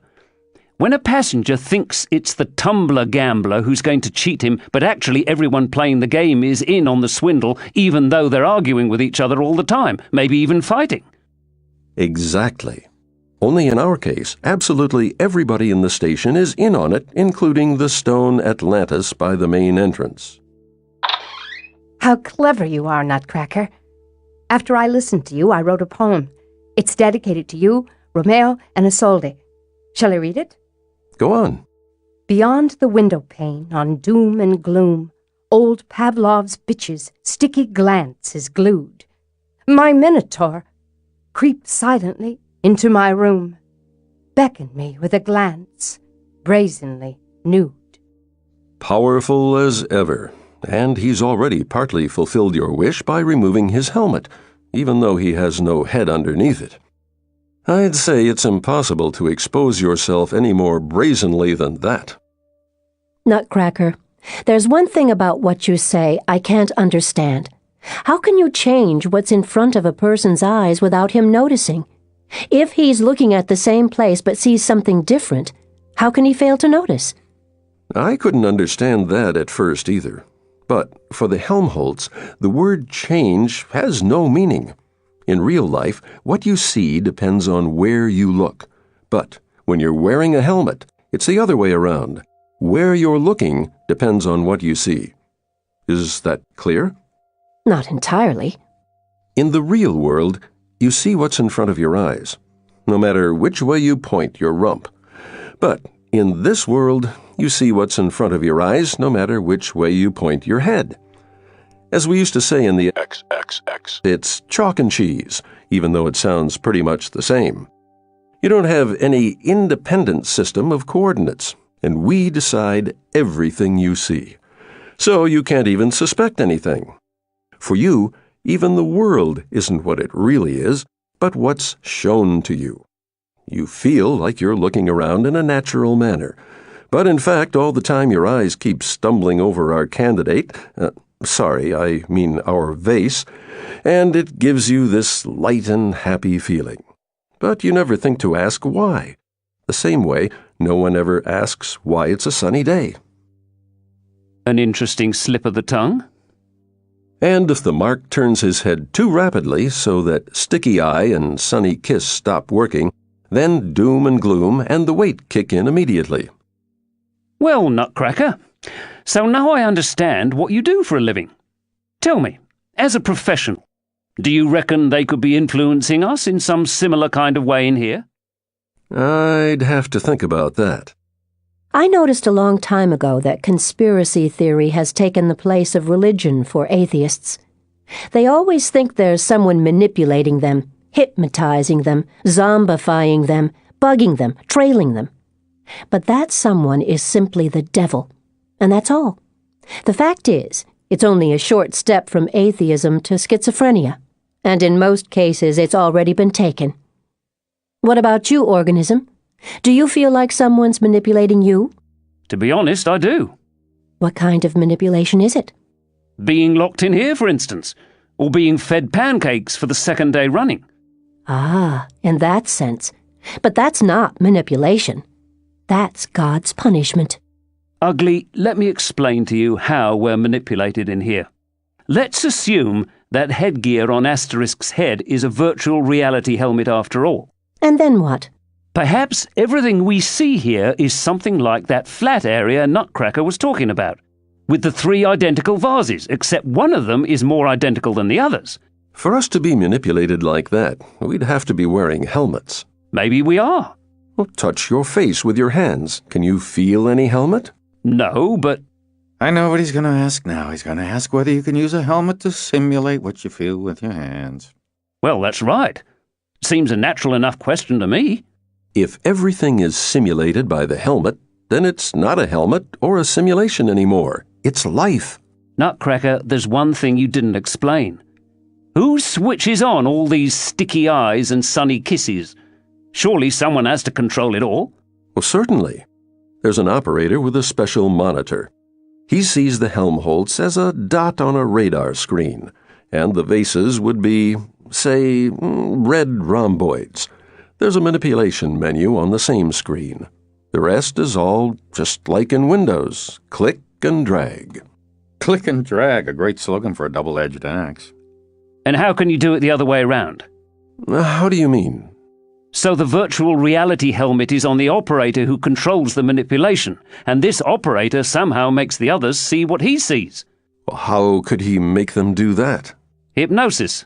There you are. I was just waiting for that word. I don't know much about hypnosis, but if a hypnotist was powerful enough to make others see what he sees, why would he need a helmet? In order to know what the others have to see. You could take it even further. Not just seeing, but actually being there. Asterisk wears a helmet in which he sees a labyrinth, and we're all inside this labyrinth, and he manipulates us. You mean we're all inside the Minotaur's head? You could say we're in the space that he sees. Well, then, where's the Minotaur? We have to assume he's in the space that Ariadne sees in her dreams. End of the line. Remember, Nutcracker, at the very beginning you asked me, where is here exactly? I didn't understand your question at first. In the helmet of horror, that's where.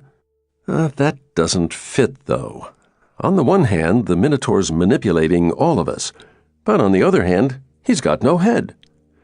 But then again, quite apart from this particular case, I can testify professionally that's what causes all the problems.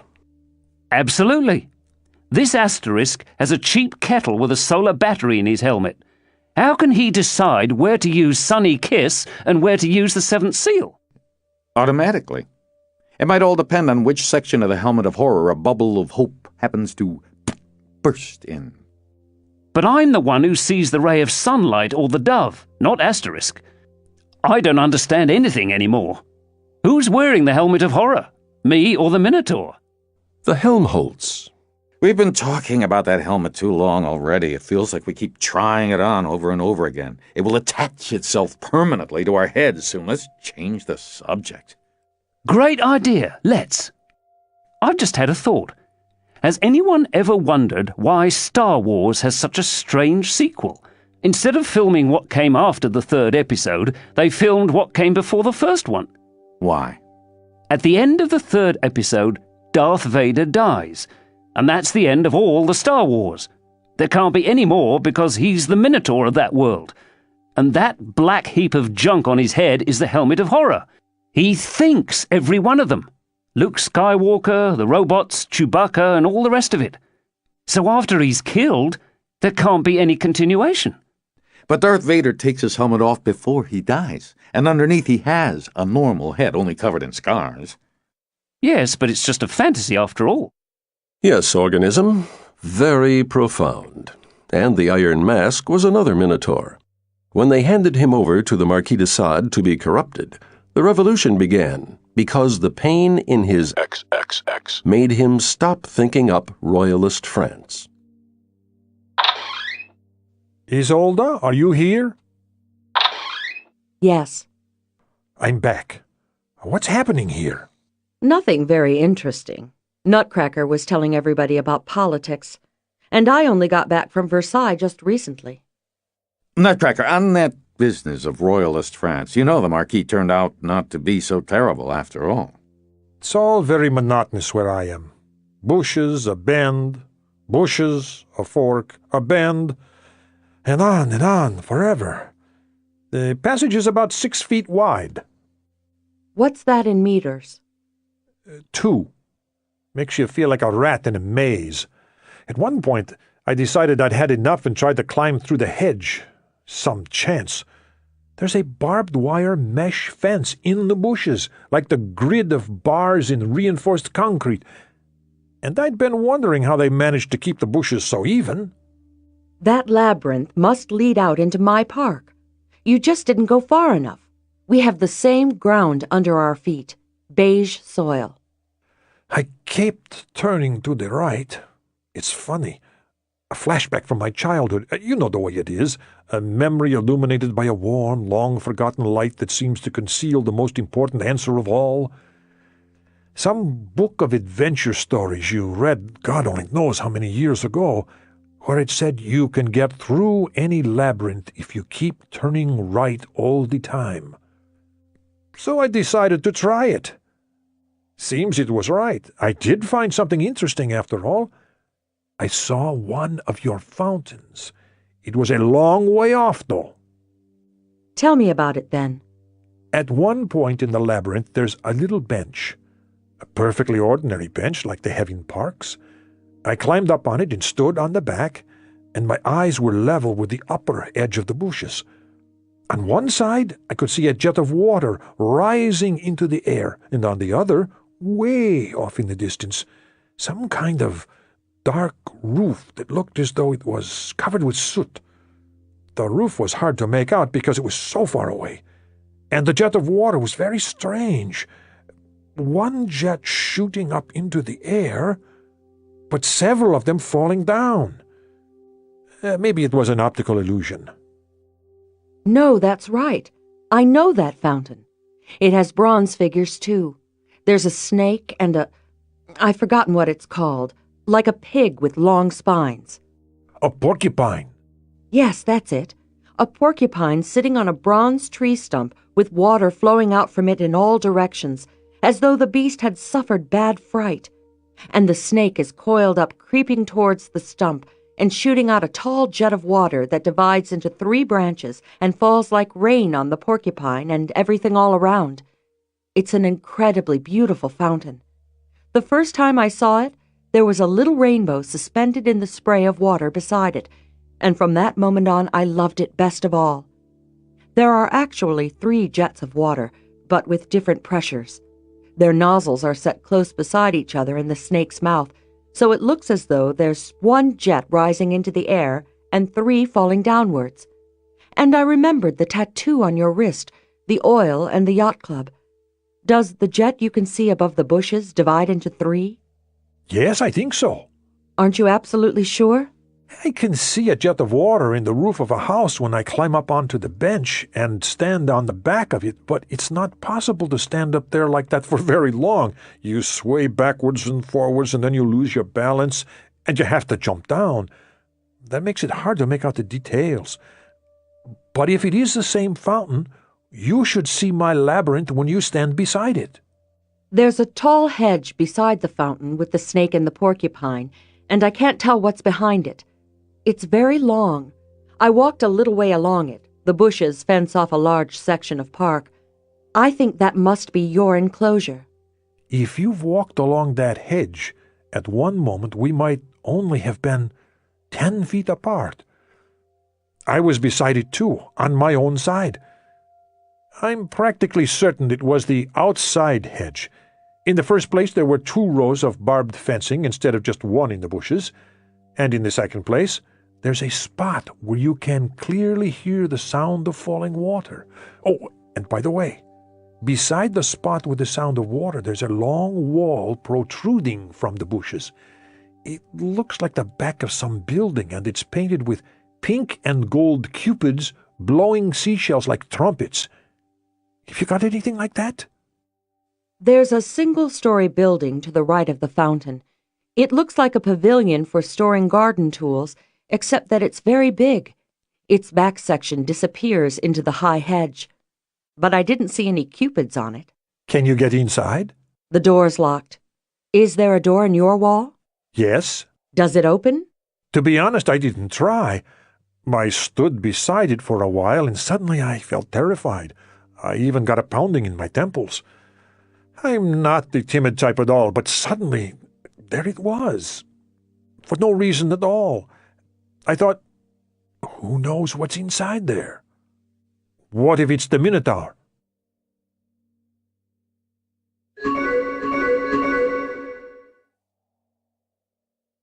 Nutcracker, do you know any Latin? The Senate and people of Rome, PQRS. Oh, no, I'm confusing it with the alphabet. What the Romans had was SPQR. Why are you interested in Latin, Ugly? To translate a few words. I'll give it a try. What's ie Selchoclesia I don't know. and ia Selchoclesi? I don't know that either. Are you sure it's Latin? What else could it be? I can't tell yet. Can you give us the whole phrase? It's very long. Then a couple of words at least. It starts, ie Selchoclesia, ia Selchoclesi, Selchiatocles, Elchiatcaticla. Stop that. That's enough for now. What is it? Not so fast. Let me have a think. Where's it from, Ugly? From a labyrinth. Have you got a labyrinth outside your door? What else am I supposed to have? Catacombs. Don't mock, Nutcracker. The catacombs were the cradle of the faith. It would have been great reassurance from the Lord. She said before she had a hall full of benches. Now all of a sudden there's a labyrinth. I wish you'd go back to your bitches, Nutcracker. I really do. Can you make anything of it, Monstradamus? Were the words written in a column, one under the other? Yes. Can you type the one that was in the middle? What do you mean? Which one's that? The 7th from the top, if that makes it easier. Iat Cana Sancti. Eat NASA. I can't make out any other references there. Where did you find it? I don't really want to talk about that. What if I reproduce the entire inscription, then will you tell me? In that case, yes. The inscription was this.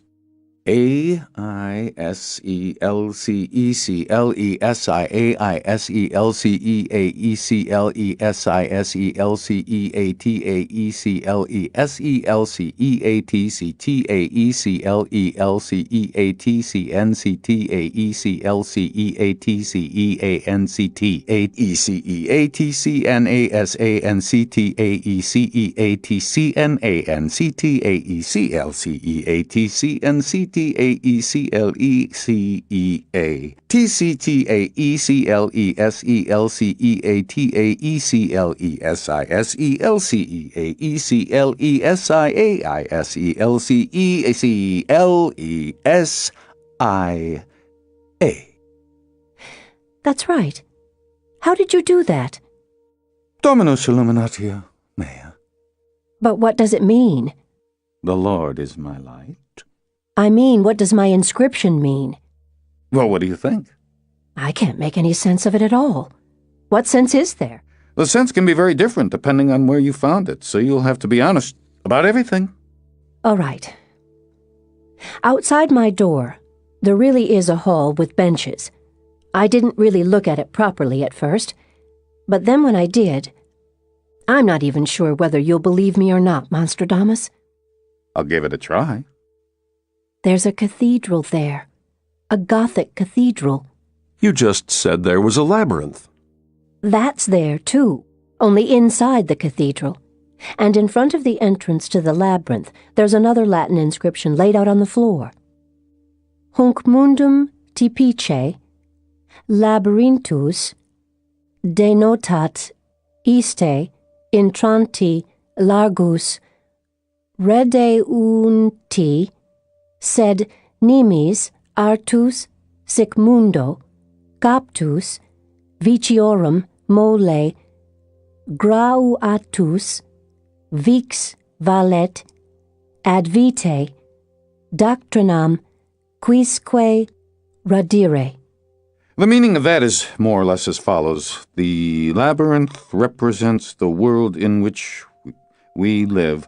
Wide at the entrance, but narrow at the exit, he who is ensnared by the joys of this world and is burdened with its sins may only rediscover the doctrine of life through effort. Only don't ask me what the doctrine of life is. Was there really a wide entrance and a narrow exit? There wasn't any entrance or exit at all in the usual sense.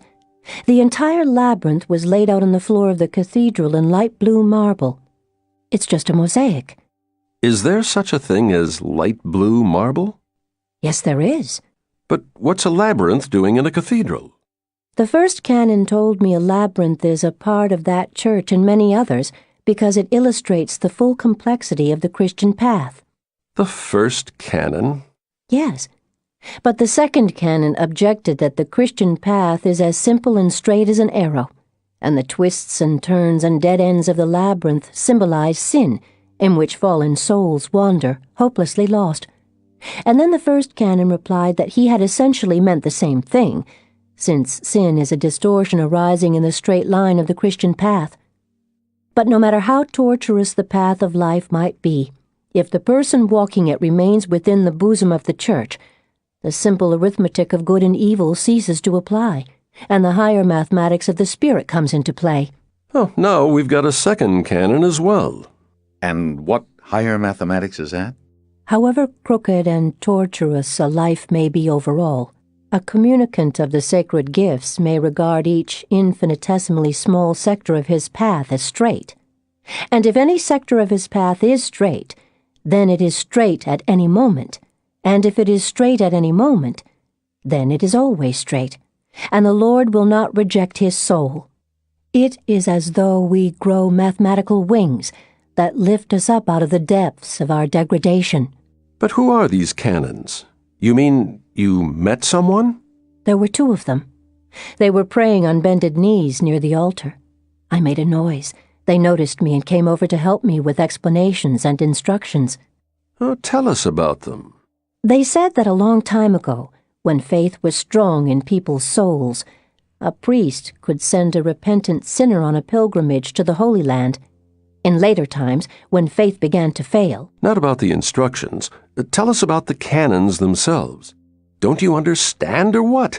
No one else here has met anybody. What about Ariadne? She only dreamed about them. Surely I don't have to explain the difference. Yes, explain it, nutcracker. You don't understand the difference between a dream and reality? I don't understand what the difference is between the two stories. The difference is one's about a dream and one's about reality. But all I can see are letters on a screen. Not again. You've worn me out. Ugly, are you there? Yes, These cannons, what did they look like?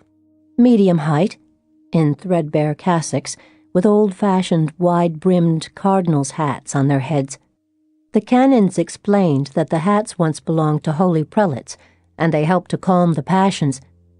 The second canon had the brim of his hat bent upwards at one side, like a duelist.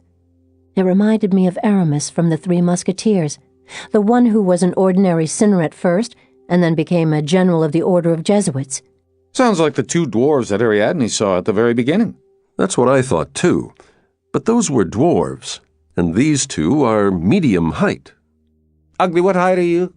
That has nothing to do with anything. Forget it. Let's move on. Ugly, did you see their faces? No. They stood with their heads bowed, as befits monks and spiritual people, and the brims of their hats hid their features completely. And what were their voices like? Humble and sincere. What did they say? I started telling you that, but you interrupted.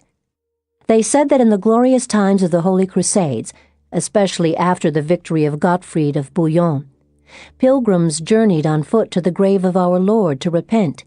Later, when faith grew weaker and the human spirit no longer possessed the strength for such great effort, the site of pilgrimage was relocated to monasteries and abbeys, where people went to pay homage to the local saint. When people's piety became too weak even for that, they were instructed to walk the League to do penance. The League? Yes, it's the old name for the church labyrinth. That's approximately how long it was. Although the one I was facing was a lot shorter. You were supposed to walk through these labyrinths on your knees, and for the time of ultimate decline that will come just before the end of the world, labyrinths on walls were prepared, really small ones that people go through by tracing the way with their finger. They are for those who are only willing to spend a very small amount of time on their souls. But there are labyrinths that are quite the opposite, endlessly long ones in which you can repent eternally. For instance, in the church of Santa Maria di Trastevere in Rome, the first canon showed me a plan of it. He prepared well for the conversation. He didn't prepare for it. The plans of the labyrinths were on the columns and walls of the cathedral. In fact, everything there was covered with them. The one that's in Santa Maria di Trastevere consists of a large number of circles set inside each other. It looks like a target for shooting practice. It's the most mystical of all the labyrinths. The most mystical one is mine. Please enter that in the minutes. The second canon explained that the meaning of these circles is that it's no more possible for the soul to approach the Lord through its own desire than for the moon suddenly to decide to fly closer to the earth. The soul will remain eternally on the plane to which the Lord has sent it, and it will only be able to approach Him through His mercy, and not of its own will. And His mercy is expressed in the existence of the Church. It's the Church that lends us those mathematical wings we were talking about. Without them, we can only circle around Him like the planets. Sin is the centrifugal force that pulls us away from Him. But God's love is like the force of gravity, because it draws us to Him. The soul dwells in this world below because these forces balance each other. So, the Lord loves sinners more then? Why? Well, they have more sins, so their centrifugal force is stronger. For them to stay in orbit, the force of God's love has to increase to balance it. But it happens in families, too, that the best-loved children are the naughtiest. Well, then that means if you want the Lord to love you, pull as many dirty tricks as you can. Yes, it does, according to logic. But I'm not really sure that's what the Lord is actually guided by. Okay, we'll check that one out. What happened next? Next? The second canon folded his arms and fell silent and withdrew humbly into the shadow.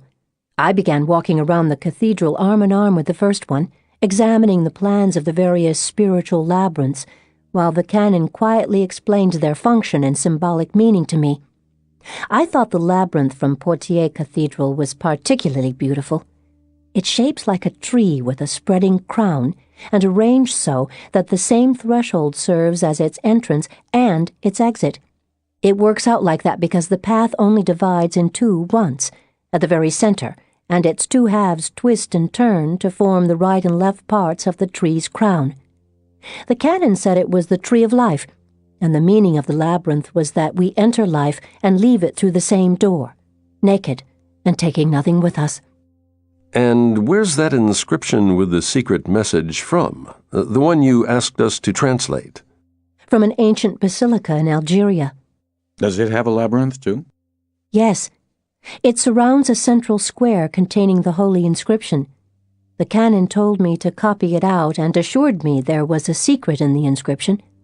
He said I would only be able to read it when I had the key. In exactly the same way, he said, I would not be able to understand the predestined purpose of people and things in this world until the moment when the wisdom that comes with true faith opened my eyes to the transcendental meaning of creation. And the key to that wisdom was the same as the key to the inscription.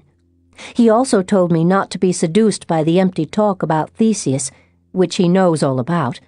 In time, he said, I would see for myself that the true Theseus is the one whom he serves. And that's all. Is Monstradamus still there? Later. Go on with your story. I'm not going to tell you any more until he translates for me. Monster, are you there? Translate for her, please. The whole point is in the way the letters are arranged. In French, it's called a jeu de lettres. But do you have the key to the inscription the canon was talking about? Of course. What is it? It's a cross. My Lord, thy will be done. Yes. You have to start from the very center. Find the letter S there and trace a cross through it. If you read the text in any direction of the cross and then along any line from it at right angles, you get Sancta Ecclesia, which means the Holy Church, with one mistake. Are you saying the inscription was made with a spelling mistake? Or does the inscription refer to a mistake made by the Holy Church? What I'm saying is there should be two C's in the word for church, ecclesia, but in olden times they might have thought that was excessive. Then what happened, Ugly?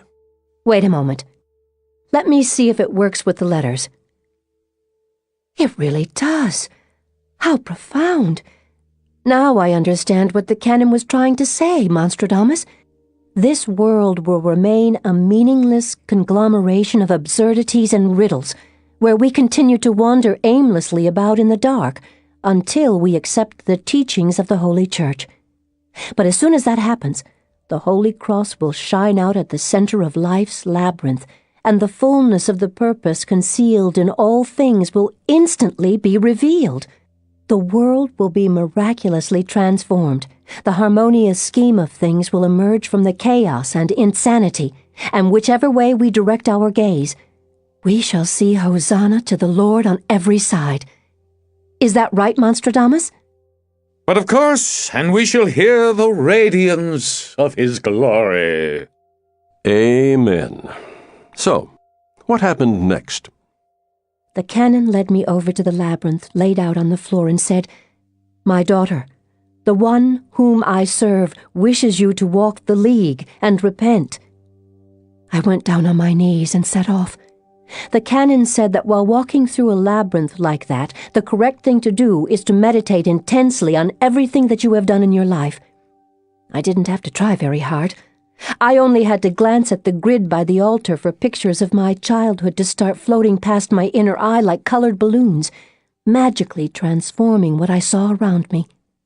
With every new second I was immersed deeper and deeper into the past. The majestic columns soaring upwards to meet the distant vaults took on the appearance of the lime trees in the park in XXX. where I spent the first few years of my life. It's not surprising. In those distant days, the trees were every bit as huge in relation to me as those columns are now. The images of the saints watching me from niches in the walls had the faces of grown-ups from my childhood. I sensed that some of them were strict and others were indulgent, but they all loved me equally, even though they knew absolutely everything about me. Then the path turned a corner, and I began walking, or rather crawling, in a different direction. Now I remembered the time of my youth. The stone boatman decorating the preacher's pulpit came to life and sailed across the waters of my memory, transformed into the only friend of my life's brief springtime. He looked exactly as he did on the lake in XXX. where we swore to love each other forever. A new turn, and sin had swept him into oblivion. I no longer knew him and did not wish to know him. Yet another turn, and the time of maturity had arrived. My stockings were worn into holes, my knees were scratched, but I didn't feel any pain. Tears of repentance and hope were flowing down my cheeks, and the Lord sent me word. Yes, He did. A little miracle occurred. I don't know how it happened that in my blindness I only realized it afterwards, when I came back to my cell, my room. As I circled through the labyrinth, no matter which way I turned within it, I could always see the crucifixion with a ray of sunlight falling on it through a stained glass window, suffusing it with ruby, emerald, and sapphire light. And that unearthly radiance made my heart feel so happy, so bright and calm, that I wanted to cry and sing, cry and sing. And? Cry and sing. And is that it? Yes, that's more or less everything. When I'd crawled all the way through the labyrinth, the cannons were no longer anywhere to be seen. I walked out of the cathedral and found myself in my room. And can you go back into the cathedral now? Its door is locked now. When did they find time to lock it? I don't know. And are you sure you didn't just dream it all like Ariadne? Yes, I'm sure. The canon gave me a rosary, and I'm holding it in my hand. I'm going to take a rest now. Yes, Ugly, take a rest. After all you've been through, it will do you good. An interesting crossword puzzle. But from a mystical point of view, how do you explain that at the very center of the labyrinth of life, there lies the letter S? That ought to be clear enough to you of all people, Nutscracker. Why? You have the same letter at your center, too. And just at the moment it's looking really lovely. Like a $sign. Where? Oh, that. That's the moderators taking the piss again. If that's what you had in mind, I can tell you the pay for my job is so low it's an insult. Isolde, are you back yet? Hi there, Romeo. Are you Isolde, then? Cohiba's in a bad mood today. I like the phrase, with every new second I was immersed deeper and deeper into the past. Yes, I noticed that too. Pure poetry. With every new day we slide deeper and deeper into the past. We disappear into it like a diver sinking under the water in a slow motion sequence. What is the difference between an old man and a young man if you put them side by side? One of them is old and one of them is young. Yes, but what does that mean? That there is only a tiny little piece of the old man left in our dimension. He is almost completely submerged in Lethe's waters of oblivion. But the young man is still all here. He has just barely touched the surface of the water. Isn't that it? I don't know. The way things are these days, they could both go down together at any moment, and the size of the pieces would depend less on their age than the force of the blast. That's also true. And as for that phrase you liked, I think Ugly was thinking of the helmet of horror. The future is produced from the past, so the further we go into the future, the more past is required to produce it. You know, the closer you build to the stars, the deeper the pit you dig the soil out of. Isolde, are you there? Isolde. And to complete the picture, you could say the bubbles of the past were bursting in a helmet that was running Sticky Eye and Sunny Kiss simultaneously. What? Are you still here, Ugly? Take no notice, he's joking. I should never have told you. Don't be offended, Ugly. I'm never going to tell you anything again. Say you're sorry, Nutcracker. For what? Please, say you're sorry. All right, I'm sorry, Ugly. God will forgive you. Romeo, where are you? I'm back. I was starting to get worried. Tell me what happened. You first. All right. I would have reached the pavilion quickly because last time I marked which way to go at the forks in the path. But I met someone really terrifying on the way. You too? What happened? Are you all right? Yes, everything's fine. Go on. When I got past the bench where I can see the roof and the fountain, I suddenly sensed a movement behind me. And when I turned round, I saw something absolutely incredible. Just imagine it, a long, narrow corridor between the bushes, and coming towards me along it on roller skates was... I don't even know if it was a man or not. He was immensely tall, wearing a sombrero hat and an ice hockey goalkeeper's mask made of white plastic, and there were two smaller figures on roller skates behind him. I could hardly see them because he took up the entire passage. He was wearing a goalkeeper's uniform, too, an immense blue sweatshirt with the number 35 and the words Chicago Bulls, or at least that's what I thought at first. But when he got closer, I could see the number was actually totally weird.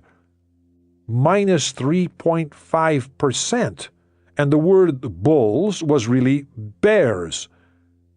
It was just that the minus sign and the percentage sign were the same color as the sweatshirt, and I hadn't spotted them from a distance, and he was holding a double hockey stick. How do you mean? You've seen a goalkeeper's stick, haven't you? Now imagine it has two blades curving in opposite directions. Of course you couldn't possibly play with one like that. And what happened when he reached you? He didn't get that far. When he was only 10 feet away, he turned a corner and disappeared into a side passage, and the others darted in there after him as well. Who was it following him? It was two dwarves. They were on roller skates, too, and wearing sombreros. I couldn't see their faces. They had their heads lowered so the wind wouldn't blow their hats off, and they were holding up the hem at the back of his sweatshirt, like ladies in waiting. Was that all? Fortunately, yes. Who did you meet? It was at the corner of one of the alleys. I heard the sound of a guitar string behind me. When I turned round, about 20 meters away from me, I saw an immensely tall man standing beside a fountain. He was dressed all in black and gold, like an 18th century gallant, and he was hiding his face behind a mask in the form of a golden sun that he was holding on a stick. There were two dwarfs dressed up in red velvet standing beside him, holding old pot-bellied guitars. They strummed a few soft chords. Then the giant turned his mask slightly, and the sun glinted on it so brightly I was dazzled, and I screwed up my eyes. And when I opened them again, there was no one beside the fountain any more. I didn't even have time to be scared, and I thought I must have had a hallucination after everything I've been hearing. But now I don't know what to think. You go on. Well, I decided that if the giant had wanted to kill me, he would have done it already, so I carried on as though nothing had happened. I didn't meet anyone else on the way. The door in the wall of the pavilion was open, and behind it there was a winding corridor. Naturally, there was no light. The floorboards squeaked horribly, as if every one of them had 3 mice sitting under it. It was absolutely terrifying. There were doors in the walls and more doors behind them. I began groping my way at random through the musty, squeaking darkness and became disoriented straight away. I was overcome by apathy. I wanted to drop down on the floor, close my eyes, and forget about absolutely everything. Probably that's what I would have done, but then one of the doors led me out into a large room where there was a light on. It was deserted and dusty, with no windows, and divided in half by a set of steel bars so thick they could have kept out an elephant. There was no furniture at all, if you didn't count several pictures, turned around so that the images faced the wall. I thought it was probably so they wouldn't get dusty. Clever and very simple, no need for any glass. Hanging on the door, which closed behind my back, was a plaque that said, "Silence." And beyond the bars was a fresco with a portrait of the most beautiful girl I've ever seen, right across the whole wall. A girl right across the whole wall? No, the fresco. Some kind of garden full of wonderful plants and birds, and the girl was at the very center, life-size, absolutely naked. But it suited her really well.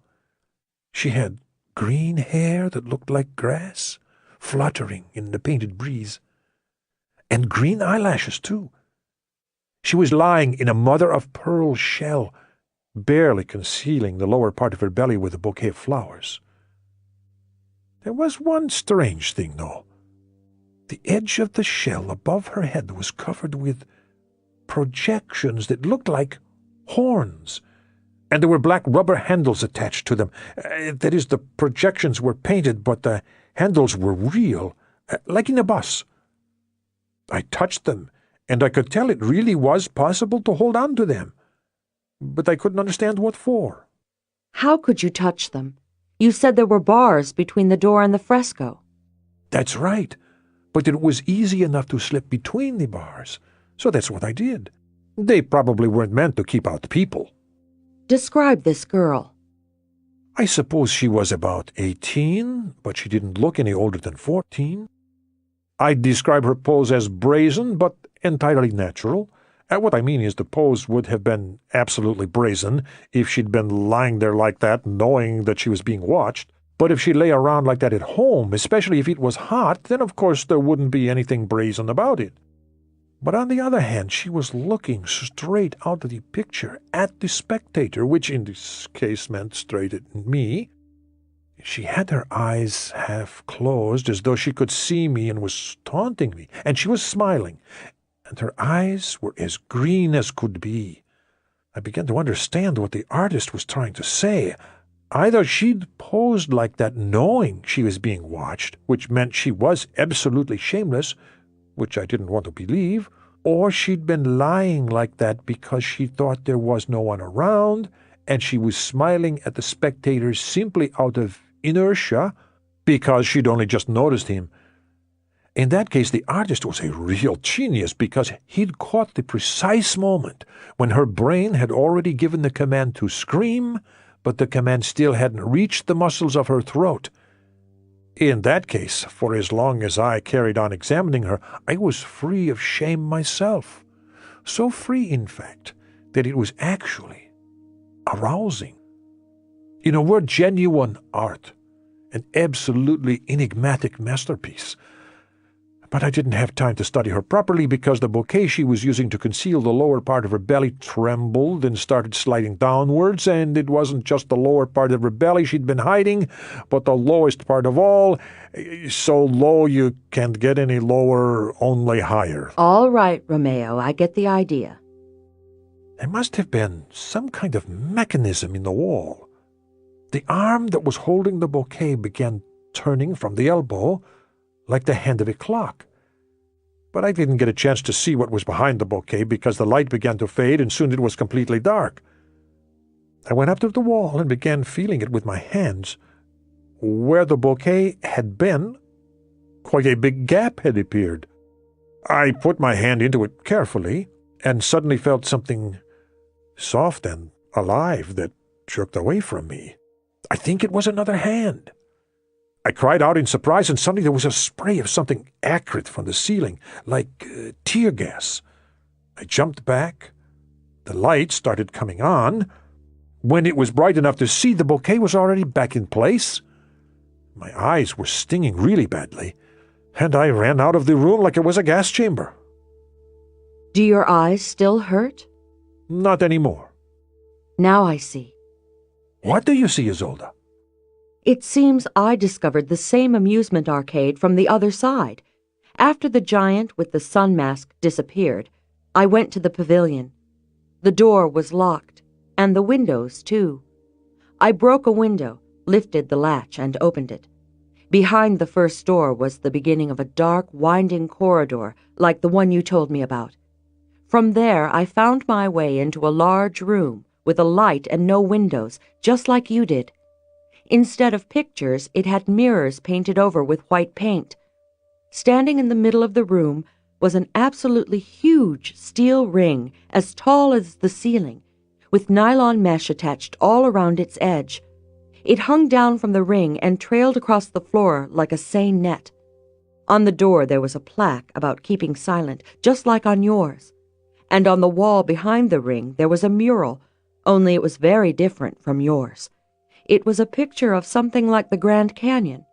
Through the mist I could make out the desert floor far below me.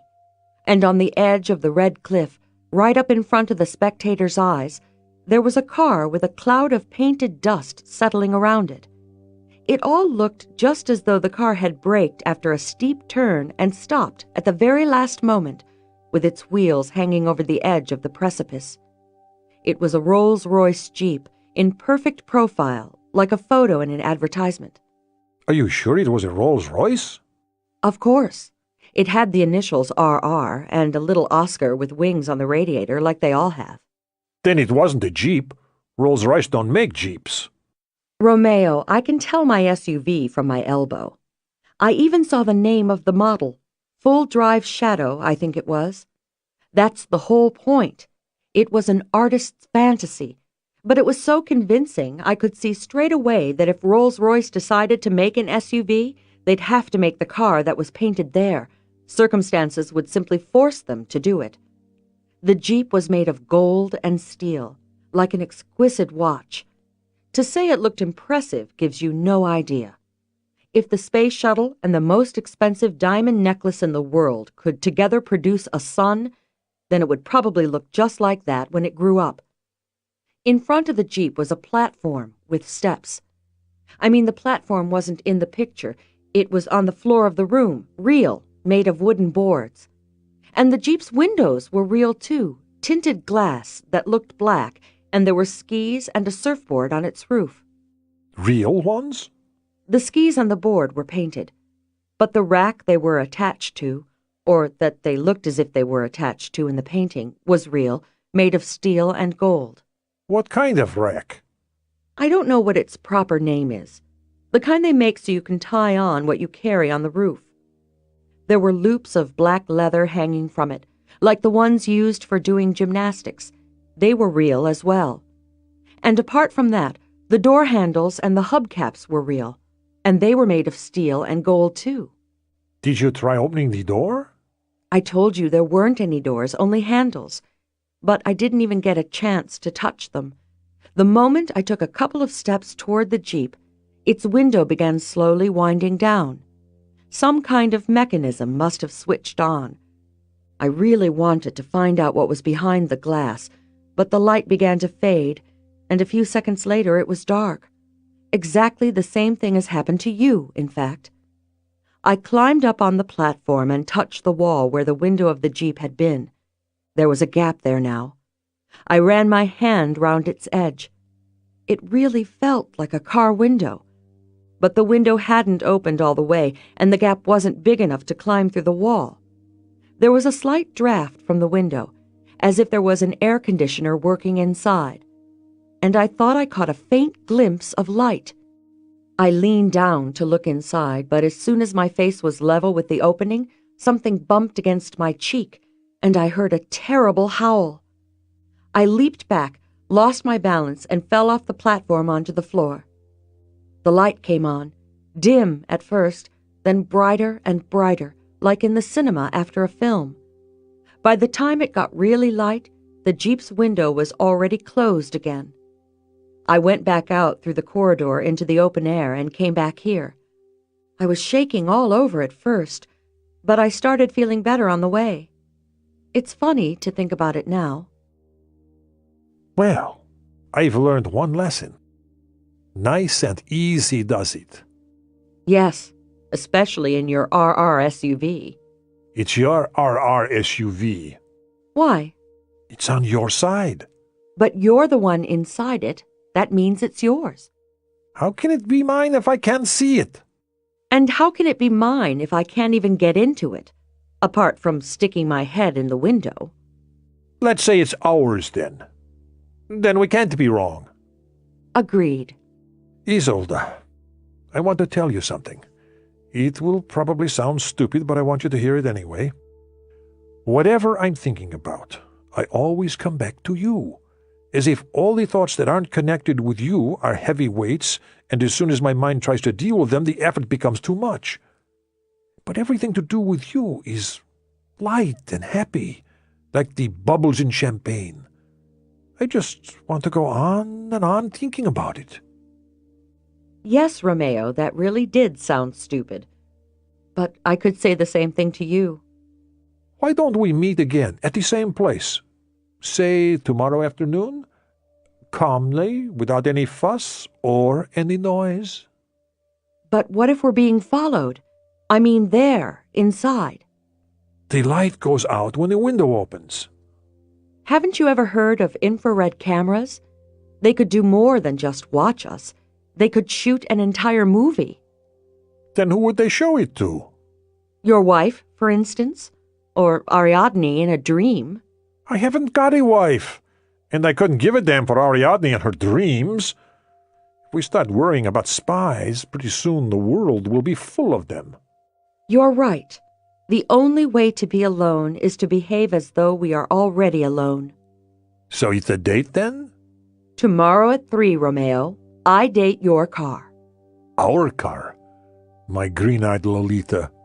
My lovely Monalita. And now to sleep, Cohiba. Be seeing you. Be seeing you. Be seeing you. Monster, are you there? Yes, where else could I be? Well, what do you make of that? No doubt our master shed a great big sentimental tear. The twilight of ancient Greek thought in a nutshell. Zeno's paradoxes. Achilles can't go riding in his big beautiful car because when he's riding in it, he can't see it. The passers-by can see it, so they're the ones riding in it, and Achilles only imagines he's driving it, but in actual fact, it's driving him. I feel a bit jealous. How about you? Not particularly. I don't like Jeeps. You're too high above the road when you sit in them. And anyway, an RR SUV is a bit OTT. Cohiba ought to have an Alfa Romeo. I don't mean the car. Alfa Romeo, Beta Romeo, all that sounds like the stud ranking in a herd of chimpanzees to me. I mean the feelings. But you have them, too. They have love, you have envy. As Comrade Ariadne teaches us, these are merely different states assumed by past within the helmet of horror. And on that optimistic note... Yes, indeed. Good night.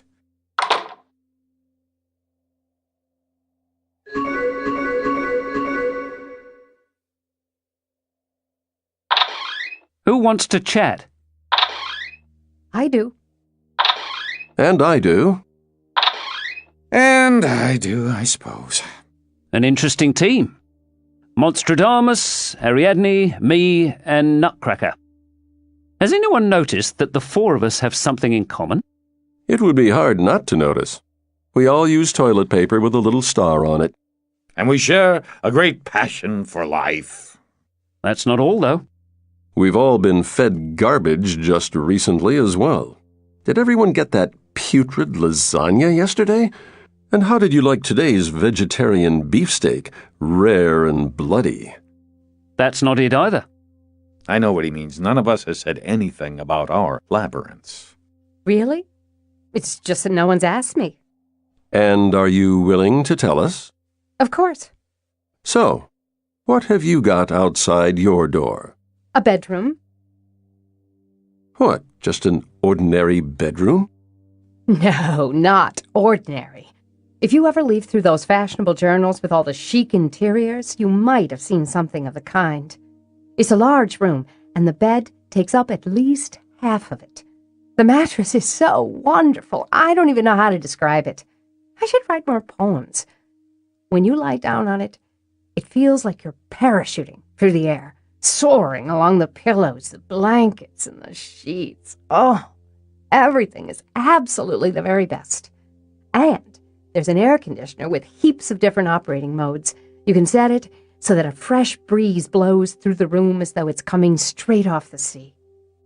And there are thick curtains on the window that... You've got a window? What does it look out on? I don't know. There's some kind of garden and the branches of trees. I can't see anything else. Have you tried opening it? The window doesn't open. What else now? There's a really elegant wall lamp above the bed and a night lamp in the corner. There's a minibar, too, only there aren't any drinks in it. Nothing but little boxes of sleeping pills. There are lots and lots of them, all beautiful kinds of colors, and inside each one there are instructions on how many pills you can take at once, which ones you can take with others, which ones you can't, and so on. Only I don't need any sleeping pills. I only have to lie down on the bed, and I'm gone. I just fly away. And is that all there is? When I leave the bedroom for a long time, say an hour or more, someone changes the sheets and makes the bed. But I haven't met anyone, not even once. And there aren't any other doors in the bedroom. There's only one way in. Well, how do you explain that? I don't try. It's less scary that way. A labyrinth like that could give you bed sores, Ariadne. You weren't listening to what I said, Nutcracker. The mattress I have is so wonderful I can't even feel it. What bed sores? An angel could sleep on it without even creasing its wings. That's an interesting subject. How angels sleep. Probably like bats on a coral perch. And they have special gold hooks on their slippers. Perhaps. Only they hang head up because they aren't attracted by the earth's gravity, only by the love of the Lord. Like Ugly said, angels are non-material beings. Then how did they manage to choose wives for themselves from among the daughters of man and beget children? Ugly probably knows about that, or she can check with some of her friends. Ugly, are you there? By the way, on the subject of checking with your friends, Ariadne, you said we could ask you questions about the Helmet of Horror in case you have another dream about our management? Of course. I have 3. Firstly, I really would like to know how everything else can be manufactured out of nothing. And secondly, how the Helmet of Horror can be located inside one of its own parts. And does that mean that inside one helmet there's a second one, and inside the second a third one, and so on to infinity in both directions? And the final question is, exactly how does the separator labyrinth work? All right, I'll ask. And at the same time, ask them to say something about the occipital braid. So far, we don't know a single thing about it. I have a question. Why is the Helmet of Horror called that? All right, I'll be going then. Just like that? I'll forget the questions later. Go on then, and we'll carry on here. What was that you said about your labyrinth monster? When was that? When Ugly was telling us about the cathedral. They showed her something like a target and said it was the most mystical labyrinth there could possibly be. And you claimed the most mystical one was yours. I'm curious about what it is. I think I really ought to take those words back. The most mystical one is probably Sartrik's. Sartrik, are you there? He must be busy with his booze now. Then tell me about your labyrinth. Or Organism can tell us about his. I haven't got anything interesting, just a screensaver. What? In Windows, there's a screensaver called Maze, and I've got a model of it here, built out of planks instead of pixels. It's the only time I can ever recall software being turned into hardware. Did anyone understand that? I know what he's talking about. It's a kind of program. And it switches off the screen? Oh, just the opposite. It switches it on to full power. Then why is it called a screensaver? What kind of salvation is that? Ugly can ask her canons about that. They know all about saviors and salvation. If that is a blasphemous insult to the Savior, he'll forgive you for it, you sinful simpleton. But I advise you to leave the Holy Spirit alone. Ah, you're back. Am I correct in suspecting your Savior also doubles up as the Creator? That's right. Do you know who he reminds me of? A spiteful little sorcerer who gets the urge to torture a kitten.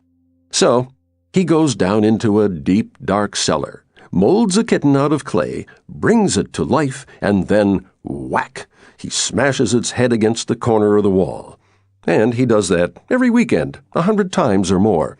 And to make sure no meowing is ever heard from the cellar, our sorcerer teaches the kittens to think stoically. I came from the dust, and to the dust I return. And he forces them to pray to him for the few seconds of their existence. God only knows what goes on inside that head of yours, Nutcracker.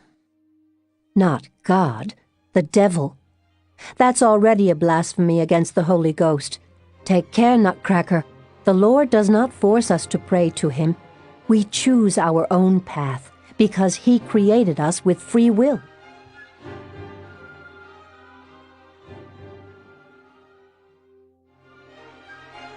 God only knows what goes on inside that head of yours, Nutcracker. Not God, the devil. That's already a blasphemy against the Holy Ghost. Take care, Nutcracker. The Lord does not force us to pray to him.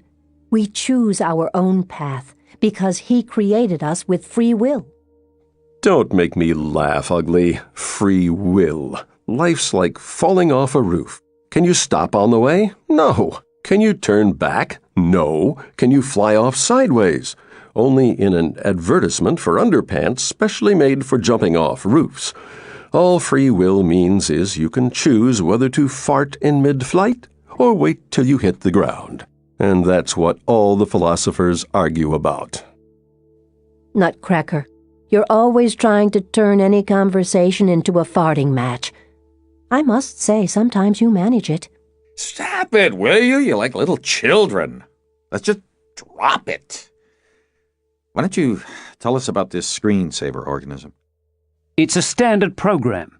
If you don't touch the keyboard for a few minutes, a labyrinth with red brick walls appears on the screen, with a camera moving through it. It has all sorts of bells and whistles, like stones that turn everything upside down when you bump into them. The ceiling becomes the floor becomes the ceiling, and the camera starts turning in the opposite direction at the forks in the path. There's a big rat in the labyrinth, too. I've actually got 2 screensavers like that. The first one appears on the screen when I forget about you lot for a long time, and the second is right outside my door, constructed fairly accurately out of plywood and planks. It even has a rat in it, a kind of little mat with a plush face and paws sewn onto it. Sometimes the rat is lying in the passage. Sometimes it's glued to the ceiling. There are tumblestones too, blocks of grey plastic, only they don't turn anything upside down. If you touch one of them, the maze freezes. What do you mean it freezes? That's what I call it, like a computer program. What happens is, the light goes out and a panel lights up above the tumblestone. This program has performed an illegal operation and will be shut down. If the problem persists, contact the program vendor. Then what happens? I have to go home in the dark, and that's a bit of a drag because the voices start to get on my nerves. What voices? All kinds. Quiet and loud, women, men, even children. Sometimes far away, sometimes close up. So, what do these voices say? Always the same thing. I am the vendor, I am the vendor. What will you do? What can you do? Yes, you've been screwed all right. And doesn't Bull Gates ever get in touch? No, he doesn't. Well, maybe he does, but you just don't understand. Maybe the Minotaur's actually the dead rat on the ceiling. Maybe. Anyway, if you don't touch these stones and avoid doing a couple of other things, you can walk right round the labyrinth without any bother. And then you realise fairly quickly it's not a real labyrinth at all. Just a big concrete cellar with plywood partitions. Have you tried breaking down the partitions? If you shift them even slightly, the whole thing freezes instantly. Then you have to find your way out in the dark and listen to those voices. It's better not to touch anything. Have you reached the center then? Yes, I have. And what's in it? A little room with the words Open GL on the wall. The real screensaver has the same words, but they hang in the air there. And here, they're daubed on the plywood in gloss paint. What does that mean, anyway? Do you know, Monster? Open general license? Or maybe open great labyrinth? So, there's nothing but those words in the central room, organism. Is that right? There's a chair as well, with a mirror in front of it. I can guess. Tarkovsky's mirror. I sat there for ages and ages. I had the feeling I was about to understand the most important thing of all at any moment. But I didn't understand a thing. That's always the way. What do you mean? Always the way when you sit looking into a mirror for a long time. Always the way when you feel you're just about to understand something important. It's like the whistle of a bullet or the roar of an aeroplane. If you can hear them, it means they're already zooming past you. Organism, why are you so sure the center of the labyrinth is where the mirror and the chair are? Because of the mirror and the chair. What else would they be doing there? That seems pretty obvious. So, what have you got, monster? I'm dying of curiosity. You go first. We agreed. Okay, I'll tell you what I've got. It's a bit like a TV editing room. Professional equipment, a Betacam VCR, a special monitor, all sorts of mixers for functions I don't really understand. The whole works. There's a weird-looking poster hanging on the wall. A picture of a dog in an empty white room. On the wall in front of the dog, there's something like a distribution board with a few little lamps screwed into it. 2 of them are lit up. A red one on the left and a blue one on the right. And below the lamps, there's a bell surrounded by drawings of sound waves. It's obviously ringing. There's an electrode inserted into the dog's head with wires leading from it to the distribution board. And there's a cut on its belly, stuck together with sticking plaster and a rubber tube leading down out of it into a glass flask standing on the floor. The dog's right paw is raised. Its tongue is hanging out. Its ears are pricked up and its eyes are full of love. The text underneath it reads, "Put it there, bro." First time I saw it, I just froze. I wondered how the moderators could have found out. It was only afterwards I remembered I told you all about Pavlov's bitch. Standing under the poster, there's a safe full of Betacam tapes with episodes of The Hornists of Plenitude. That's a kind of chic international TV program. It has these interesting titles, with the globe flanked by 2 bugles. The tapes all contain pretty much the same thing, a television address by someone putting himself forward for the job of Theseus. In most cases, the candidate is a middle-aged man with a pleasant face and good diction. He's sitting in front of some kind of symbol, with a dozen microphones standing on a table in front of him. He promises to deal with the Minotaur and lead everyone out of the labyrinth. Before that, naturally, he expounds his own vision of what the labyrinth is and who the Minotaur is. What kind of visions are they? Oh, all sorts. How about an example? Well, take the last one, for instance. The candidate was a tall man with gray hair, a professor of history, very distinguished looking, stylishly dressed. And his symbol was beautiful, a bit like a knight's coat of arms, a bull's skull in a net against a hatched ground. The man said the labyrinth is a symbol of the brain. An exposed brain and a classical labyrinth even look very similar. The Minotaur is the animal part of the mind, and Theseus is the human part. The animal part is stronger, of course, but the human part triumphs in the end, and this is the meaning of evolution in history. At the very center of the labyrinth there is a cross that symbolizes the intersection of the animal and human principles. That is the site of the initiatory passage, where Theseus meets and conquers his enemy. He said, "You can only conquer the Minotaur in yourself. We must strangle the beast without mercy, and then we will be morally justified in renaming the helmet of horror the helmet of civilization and progress." And what was his program like? In the labyrinth, you have to turn twice to the right and once to the left, then twice to the right and once to the left again, and so on, right to the end. Tell us about another one, then. The last but one. A Frenchman. He was definitely the cleverest of the lot, and his appearance was very picturesque. A threadbare Chinese field jacket with a pipe and a wild shock of hair. His symbol was a red and white chessboard with butterflies on the white squares and letters from various alphabets on the red ones. For the first few minutes, he just stared into the camera. Then he ruffled up his hair and announced that he would start with a truism. The major achievement of contemporary French philosophy, he said, was its success in establishing a non-contradictory unity of liberal values and revolutionary romanticism within the bounds of a unitary, sexually aroused consciousness. After that, he glared out of the screen for at least a minute without speaking. Then he raised a finger and explained in a whisper that this declaration, despite its crystal clarity, is already a labyrinth, for a labyrinth comes into being in the course of any discussion with yourself or others, and for that period of time each of us becomes either the Minotaur or his victim. Although there is nothing we can do with this, he continued, there's nothing we can do without it either. Specifically, however, we can introduce a broader concept than the labyrinth. We can declare a discourse.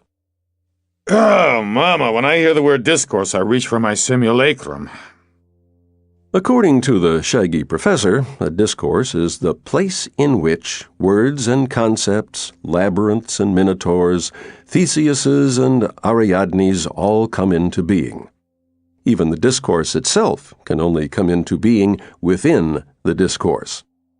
But the paradox is that, although the entirety of nature arises within it, the discourse itself is not encountered anywhere in nature and was only developed quite recently.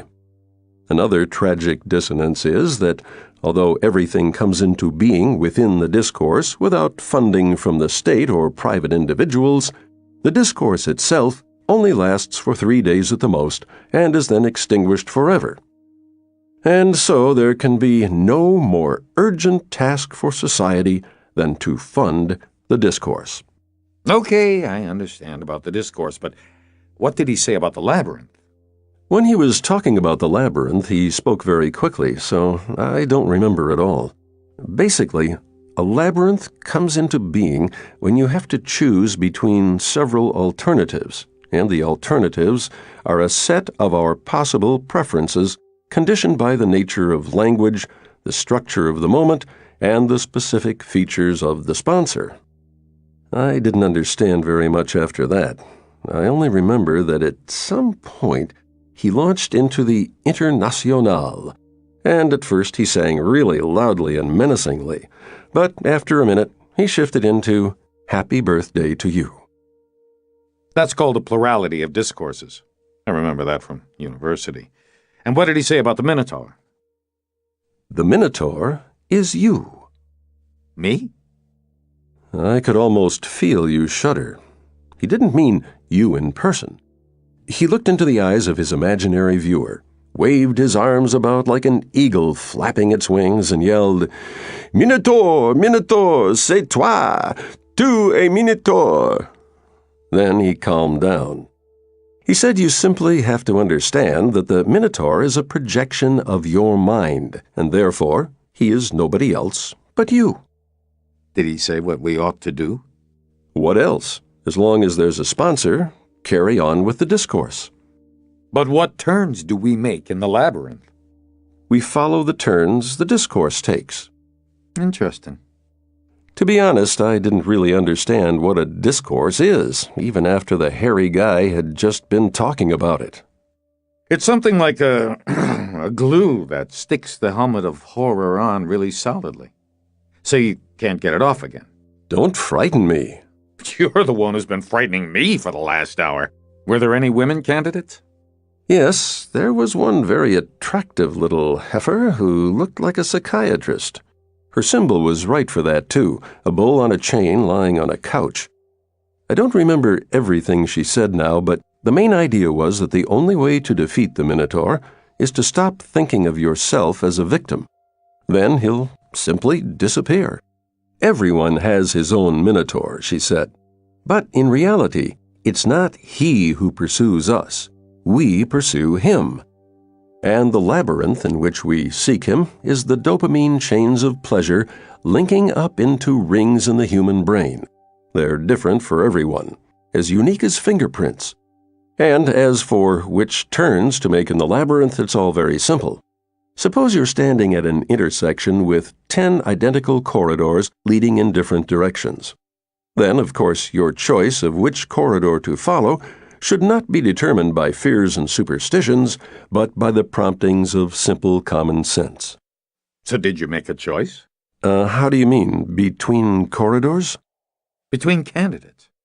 I'm not really sure what position I'd be choosing the candidate for, or what institution or what term, or how he'd be going to lead me out of the labyrinth when the room has no doors or windows.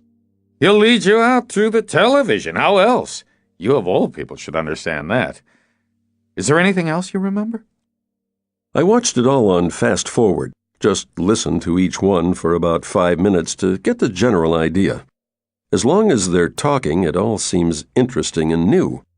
Then you wind on the cassette and you've forgotten it all. Some American or other said that the labyrinth is the internet, that it's inhabited by some being that hacks into the mind, and that's the Minotaur. It's not really a bull man, it's a Spider-Man. He said if there's a World Wide Web, then there must be a soul-sucking spider. He also explained why the Minotaur has 2 names. It seems that Minotaur is the politically correct version of the name Asterisk. So, every time we want to say asterisk, we should say Minotaur. But then asterisk is the politically correct version of the name Minotaur. And every time we want to say Minotaur, we should say asterisk. And so in principle we can use both names. Only not when we want to, but the other way around. There was an interesting German who said that the Minotaur is the spirit of the time, the zeitgeist which has manifested itself in the form of mad cow disease, hence its symbolic representation in the form of a man with a bull's head. Its counterpart in art is postmodernism, which is the mad cow disease of a culture forced to feed on its own powdered bones. And in politics, it's all that stuff you see and feel when you switch on the television. Then there was an Italian dressed in black who announced that the Minotaur, he said, Mondotore, is a being whose physical body is the gross dollar supply. It's stupid to believe that everything is controlled through money, he said. Why through it and not by money itself? The Mondotore is the evil spirit that reigns over the world and compels every single one of us to wander aimlessly through the foul, stinking labyrinth of his intestines. And his 2 horns are... I've forgotten. It doesn't matter, I can imagine. Then a priest with kind eyes spoke and explained that the creator of the labyrinth is also our Savior, who loves us greatly. In much the same way as we love little children, he said. And what proposals did they all have? Well, it all came down to how many times to turn right and how many times to turn left and in which order. Everyone wanted to do it his own way. Perhaps that's the whole point. Not to think about where the way out is, but to realize that life is the crossroads where you're standing at this precise moment. Then the labyrinth will disappear as well. After all, it only exists as a complete whole in our minds. And in reality, there is nothing but a simple choice. Which way to go next? Uh-huh. And the Minotaur won't do anything to us because the present us will no longer exist when he catches up with us. One of them said that as well. And now, what's outside your door, Monstradamus? It's about time you told us. You're the only one left. You'll be disappointed, Organism. We'll see. So, what have you got? A dead end. I don't get it. A corridor a few meters long, ending in a blank concrete wall with a single, depressing graffito. Or at least I find it depressing.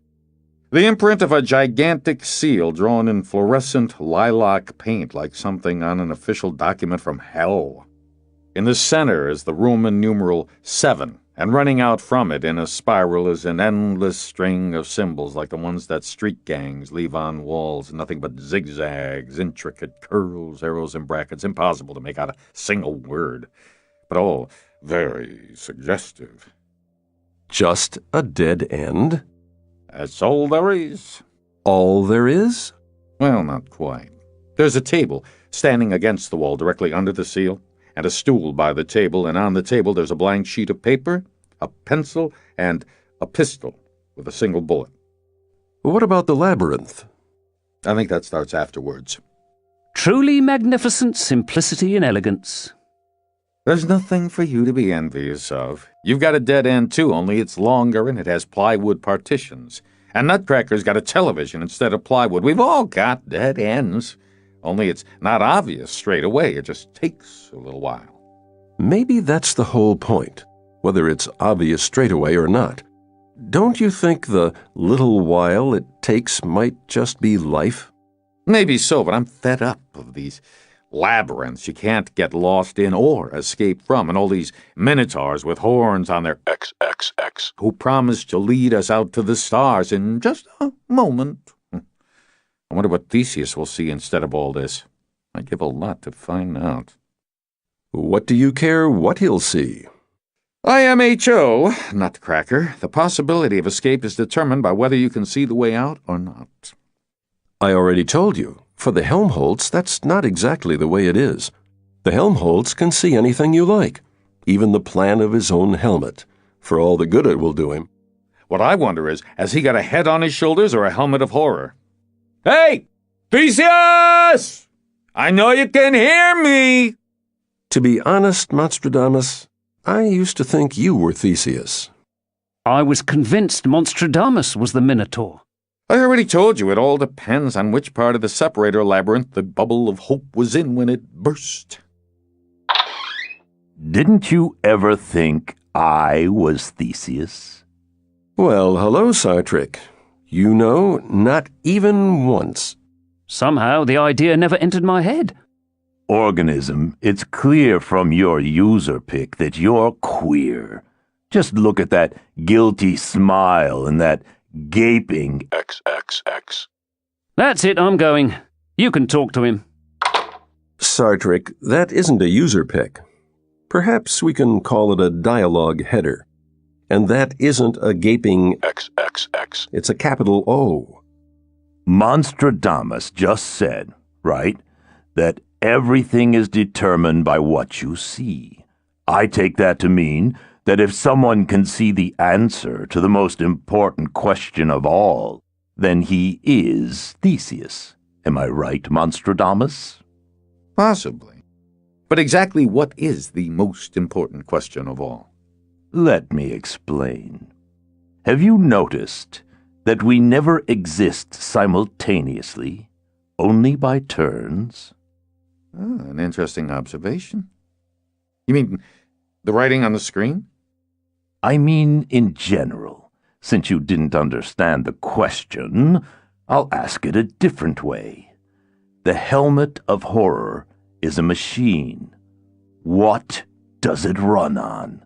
What does it have instead of petrol? He's lost it, Monster. Delirium tremens. He needs a drip installed. Wait, Nutcracker, so what does it have instead of petrol? Vodka? Why, vodka? Do you think I'm a drunken XXX. and I don't understand a thing? Instead of petrol, it has Theseus. Explain that, please. You remember Ariadne looking into the mirror and seeing that hat with a veil, and afterward she realized it was the helmet of horror? The petrol that the whole deal was running on was her, get it? Everything's made out of the person who sees it. Because it can't possibly be made out of anything else. Without the person, there won't be any hat or any veil or any lilies of the valley. Nothing. Get it? Theseus is the one who looks into the mirror, and the Minotaur is the one he sees because he's wearing a helmet of horror.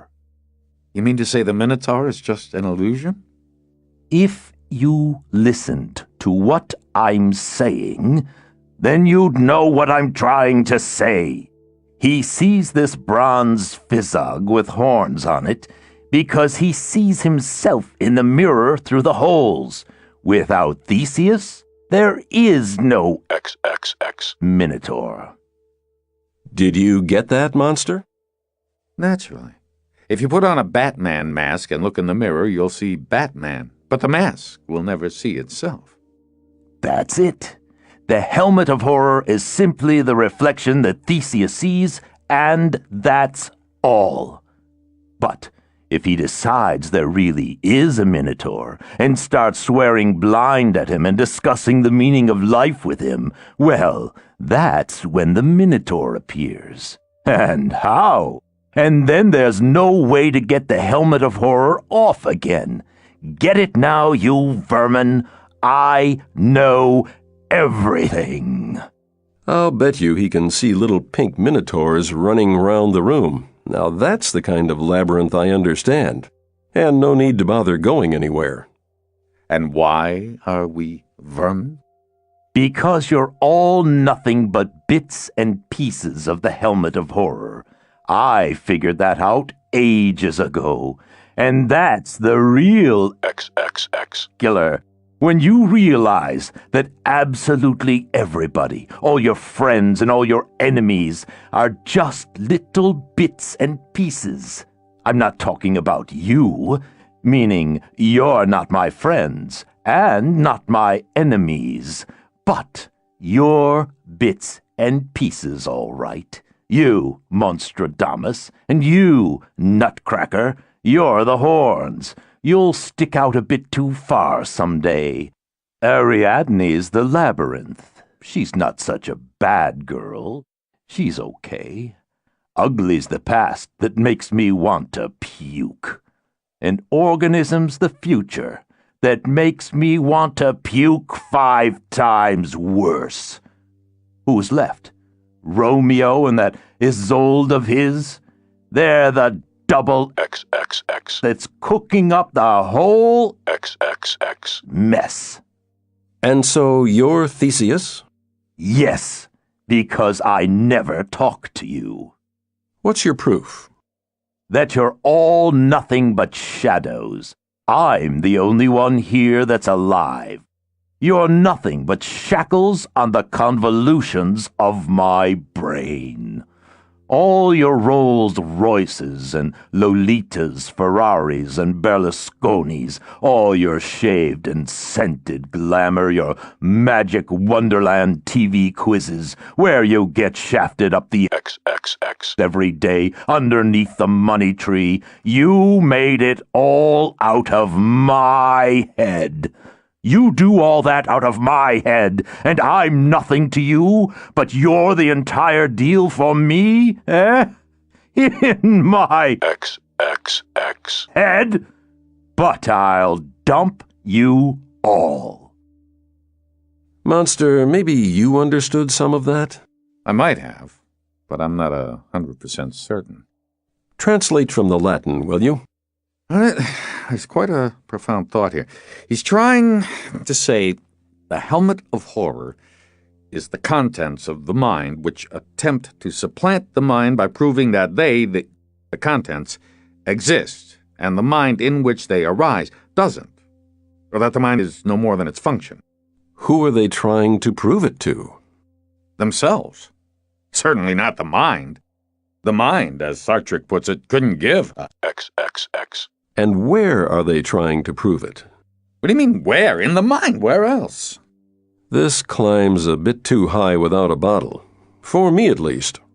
Listen, Monstradamus, you're some guy. The way you put that, I even understood it myself. Some mess, eh? If you think that thought through all the way to the end, all those English astrophysicists and the entire XXX. Academy of Sciences should be thrown in the slammer. Why bother putting them away? Who cares about those buffoons?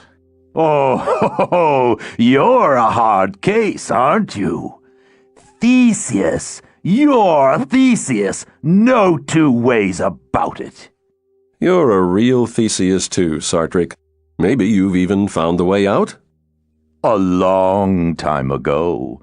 Only there are these snakes crawling around in front of it. But when they crawl away, I'll leave.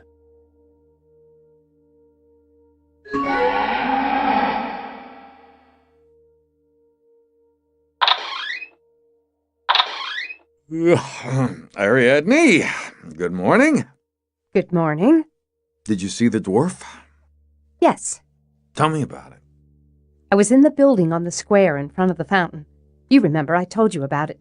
It looked dark and oppressive, as though there was a fire there a long time ago, and afterwards they tried several times to fix it up, but they hadn't been able to. It was the same inside. It felt like a camouflaged, smoldering ruin. I can't even say what it was that gave me the feeling. Everything was new, expensive, and chic, like in those glass palaces they rent out for offices. The air was cool and clean. There wasn't the slightest smell of burning in it at all. But somehow I felt if you took the oak panels off the walls, you'd see all the stonework was blackened with smoke. How did you know it was the same building? I went across to the window and looked out. Down below me was the fountain with the snakes, where I saw Asterisk for the first time. There was a wide street with palms standing in tubs leading away from the fountain.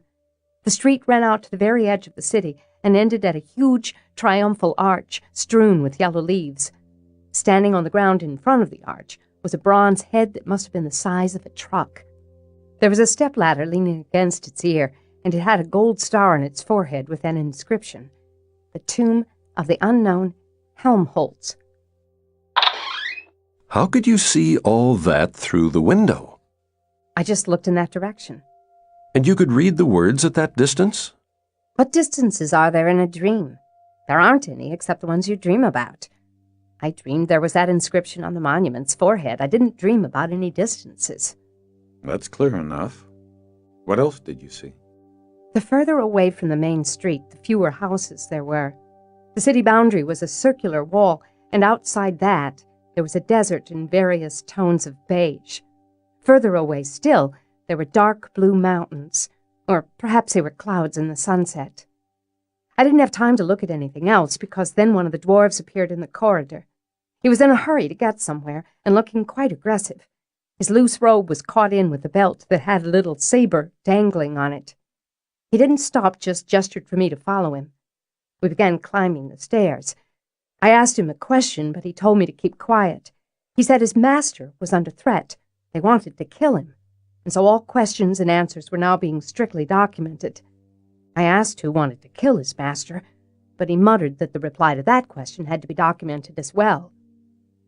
We came to a large open area with identical shelves of files on all the walls. It looked like some kind of archive. There was a kind of double round table in the center. About 50 centimeters above the tabletop, there was a smaller disc of wood that could rotate. They used to have something of the sort in old canteens, so that people could move any dish within reach by turning the upper disc. The dwarf sat down at the table and pointed to the place opposite him. I sat down. On the table in front of me, there was an inkwell with a genuine goosequill pen and a file containing sheets of paper. The dwarf had an identical inkwell and file. He told me to write down my question and put the sheet of paper on the wooden disc. I wrote, "Who wants to kill the Minotaur?" The quill actually wrote very easily, with a fine line. Meanwhile, the dwarf took a sheet of paper out of his file and wrote something himself. We put the sheets of paper on the rotating wooden disc. The dwarf turned it through 180 degrees. Then he had my question in front of him, and I had his answer. It was brief. "You already know." And it was written on paper headed with a crest. Apparently, he didn't even need to read my question. He already knew it. Paper headed with a crest. What was the crest like? A little star framed in laurel leaves. It looked very impressive. You could even feel it with your fingers, embossing. There was a motto under the crest, "Per aspera ad asterisk." And there were watermarks in the paper. And as well as all that, there was a 3-figure number in the upper right corner of the page. The blank sheets were numbered. Monstradamus, I wanted to ask you, what do those words mean? There is an expression, per aspera ad astra, meaning through difficulties to the stars. And so this version means Through XXX to the XXX. well, that's not exactly a poetic translation. What came next, Ariadne? Next, I wrote a question, and he wrote an answer. Why don't I type them all out together from the sheets of paper? What do you mean type them? Have you got the sheets there? Yes. How did you get hold of them? I don't know. When I woke up, they were lying beside the bed. Perhaps the people who tidy up the room brought them? And you didn't notice anything? Monster, you're like a man who's turned into a bull and is amazed to find he has a bell on his tail. Is that bit about the bull some kind of a hint? Let me answer your questions and get something to eat, okay? Then you can talk among yourselves. Of course, Ariadne. I've already told you about the first question. Let's move on. Question. How can everything else be manufactured out of nothing? Answer. See the answer to the next question. Next question. How can the helmet of horror be located inside one of its own parts? Answer. The helmet of horror fractionates the one thing that is into the multitude of things that are not. But since the helmet of horror is in no way the one thing that is, it is also one of the multitude of things that are not. And the things that are not may enter into every possible conceivable and inconceivable kind of relationship, since these relationships do not in any case exist anywhere except in the helmet of horror, which does not actually exist itself. Question. Does this mean that inside the helmet there is another helmet, and in the other helmet there is a third one, and so on to infinity in both directions?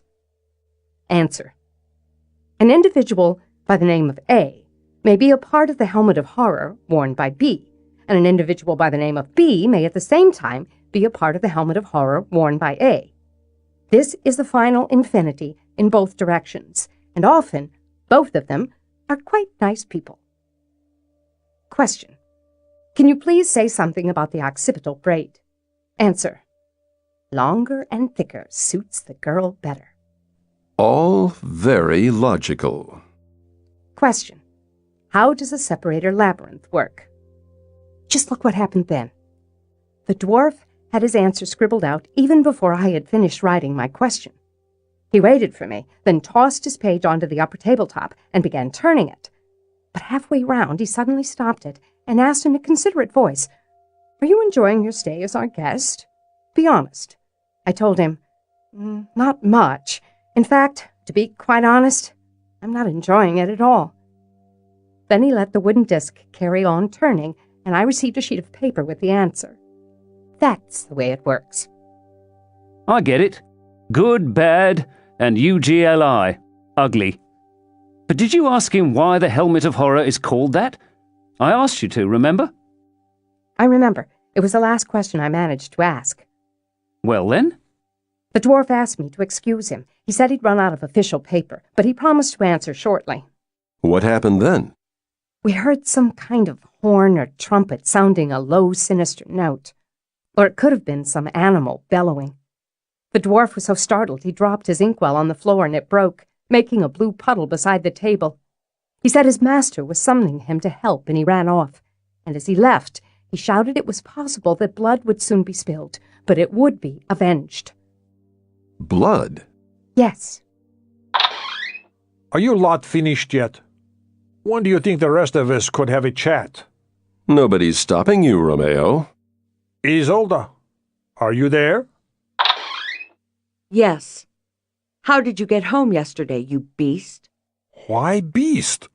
What am I supposed to call you after that? After what? After the way you behaved. Me? Me? And just how did I behave? Don't pretend to be stupid. Maybe we shouldn't carry on in front of everyone? So you're embarrassed of them, but not of me? And you have the cheek to ask me how you behaved? All right, I'll tell you. Like a coarse brute, that's how. Worse than that, like an absolutely shameless and depraved brute who thinks he can get away with anything. Well. How do you like that? Then let me tell you something. That sickening stunt you pulled yesterday left me feeling like I'd been defiled. It's like I've had some foul substance sprayed into my soul, and it fogs up my mind and takes away the desire to go on living. On the subject of sprays of filth that take away the desire to go on living, you've hit the nail on the head there. My fingers would have refused to type that. even though it's exactly what I feel. I never even suspected that such a small opening— That's enough. I don't want the last thing you hear, that is see, from me, to be this mean abuse. So stop right there. Did you notice how long it took me to get there yesterday? Do you know why? I couldn't find a way at first. Someone had changed all the marks I left at the turns. I got lost and wandered into a place I'd never been before. The path ran into a dead end with an old-fashioned red phone box with the British Royal coat of arms, the kind they used to have in London. I went in. There was a plaque with the words, Hampton Court Maze, Blind Alley number 4 East. And written in pencil under that was a telephone number, and the name Isolde. I tried calling for ages. The line was engaged all the time, and finally I realized it would never be free. But every time I dialed the number, for a few seconds I believed the next moment I would hear your voice. My Isolde, my Ligalita. And that hope, that mute tremor in my soul, like when you pick up speed hurtling down the ski jump before you launch out into the mist, all the feelings I had time to feel while the dial was turning back to its starting point, gently clicking out the final digit of your false number, that inverted infinity of the figure 8, it was happiness. The figure 8, like two tender sets of lips, one above the other, and a blurred row of bushes through the window. How very touching. I think I'll burst into tears. Only I don't understand how, after such exalted emotions, you could do that. I don't even know what to call it. It was enough to make even a pedophile puke. But what did I do? You did absolutely everything yourself. The only thing I have to reproach myself with is not offering any resistance. Though that was what I really wanted to do, even before it really began to hurt. How can you lie so brazenly? But then what else can I expect from you? Pardon me for butting in. I know you can't stand it. But perhaps I could set you thinking in a new direction. On the map that Isolde saw in the park, it said, Plan of the Labyrinth at Versailles. But the telephone booth that Romeo was calling her from is located, if we can believe the plaque, in a suburb of London. You see what I'm driving at? I wouldn't take those signs seriously. The Versailles outside Isolde's door is about as real as Romeo's London. Ugly would say the devil has us all exactly where he wants us. And she'd be absolutely right. I wouldn't argue with that, but every dimension has its own intrinsic laws, and even if we are somewhere in the suburbs of hell, when one person sees Versailles and another sees London, there's good reason to assume the devil's holding them in different places. What gibberish. That's way over the top. But really, Romeo and Isolde, what made you think you were close to each other? Everything around us is the same. What exactly? Bushes? Bushes are the same everywhere. Especially the word bushes on two different screens. Even the soil under our feet is the same color, beige. Beige? What color is that? How do you mean, what color? Can you describe it some other way? Dark brown. What's that? Dark brown? Beige is light yellow-gray. Right. So now we know. Romeo set off to meet Isolde and bumped into Juliet. Isolde set out to meet Romeo and ended up in Tristan's clutches. If we imagine that Juliet and Tristan are the same person, although in this case we can hardly call it a real person, more like an empty mask, or maybe a helmet? Listen, you XXX. linguist, shut your mouth. It's certainly a frightening metaphor. There's nothing new about succubuses and incubuses, of course. But in this appalling dimension, we have the spectral manifestation of a certain Juliet Tristan who manages to take the place of not just one partner, but both at once. And not only in this dimension. Why is fornication such a detestable sin? The Church teaches us it's because the fornicator blinded by lust is really copulating with the laughing devil. Romeo, did you hear any laughter from behind the wall? How very instructive. the Helmholtz doesn't even know who he's XXX. or who's XXX. him. A drawing on the wall, a few flickers in the eyepieces of the helmet, but the true recipient of his passion remains profoundly anonymous. I don't quite get it. How does the Minotaur manage to take the place of both partners at once? Are you saying he XXX. himself? No. With Romeo, he's Isolde, and with Isolde, he's Romeo. But what you said is an even more interesting idea. Well worth thinking about. Well, lady and gent, pardon my lack of modesty, but what exactly did happen in the pavilion? My imagination blushes and fails me. Nothing that comes to mind is worthy of the emotions that we have observed. Oh, it's very hard to come with your finger up your bum. Or the last tango in Paris. I'm thinking in banal terms, of course. Romeo, can you elaborate? Yes, I can. If you stick your nose into our lives once more, I'll find you and XXX. you so hard your brains will be thinking their filthy thoughts across the wall. You understand? I wonder exactly how you plan to find me. I'm not Isolde. There's no trap door between us. There wasn't even one between you two as it happened. Just remember that if I look hard enough, I might just find one. I don't understand what you're getting so het up about. Did the knife slip when they were circumcising your Kochiba? It wasn't me, you half-wit, it was your Julistan. That's it. Nutcracker, I'm on my way to kill you. I couldn't give a XXX. I'm wearing a helmet of horror. There's no need to be like that. Julistan. It sounds like the name of some small but highly malevolent state located at the very center of the axis of evil. By the way, I've seen that word, Julistan, Where? in that place where I was asking the dwarf questions, the archive. You didn't say anything about that. When the dwarf ran off, I was left in the archive alone. At first I went on sitting at the table, waiting for him to come back, but he was gone for ages and ages. Then I got up and went over to look at the shelves of files along the walls. There were all sorts of different things on them. Depositions from the Minotaur's defeated enemies, interrogations of Minotaurs by other Minotaurs, an entire shelf full of records of cross-examinations of Minotaurs by themselves. They were called Alone Together. They must have been thinking of the horns, right? But the biggest number of files was filled with answers to the so-called eternal questions, like the ones you and I were asking. They were all old and yellow with age and covered in dust.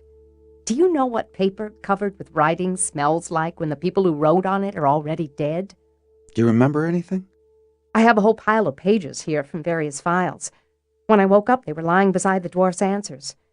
There's not much new in them. The eternal questions haven't got any cleverer. That's why they're eternal. Read us something. Question. Why does the existent exist? Answer. To pass the time more pleasantly. Question. Why heap up so many events and beings to pass the time if in any case nowhere exists except in the helmet of horror? Answer. Events and beings also cannot be accumulated anywhere except in the helmet of horror. So, mesdames et messieurs, are requested not to be concerned. What's next? About the separator labyrinth. But who... Oh, right, that's it. Who else is produced there? A couple of pages from some review of historical chronicles, an analysis of contradictions. One text says the Minotaur himself is the builder of the labyrinth. Another claims the labyrinth was built by 18,000 Minotaurs divided into 2 columns.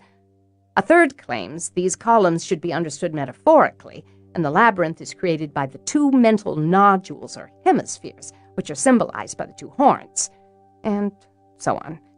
And here at the end there are a few pages about this Julistan. They look quite different, really ancient and faded. Many of them are so old I can hardly make anything out, covered with strange, beautiful handwriting. They're translations of inscriptions from the Julistan caves. The actual inscriptions were destroyed long ago, together with the caves themselves, and all that's left are copies of copies. Fragmentary translations. Some are short and incoherent, some are a bit longer. Shall I read some? Certainly. One may begin with whatever one likes, without worrying about it at all. Begin what? You seem to be worrying about it already. Oh, wait, that's not the right page. Here's the beginning. Asterius is everything that is before us and within us, especially before and within. Erupting into the mind, he simulates this world and our own reason with all its voices, which dispute so convincingly with each other.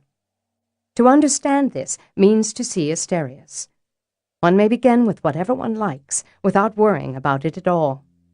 Instead of listening to this drivel, shouldn't we perhaps be thinking about what to do in real reality? I didn't like the sound of those words about blood that is about to be spilled. The true hidden name of Asterius, which gives power over him, is Asterius, which is we. For many years the magicians of ancient times cut away the final letters of all the inscriptions so that no one would understand. We're wasting precious time.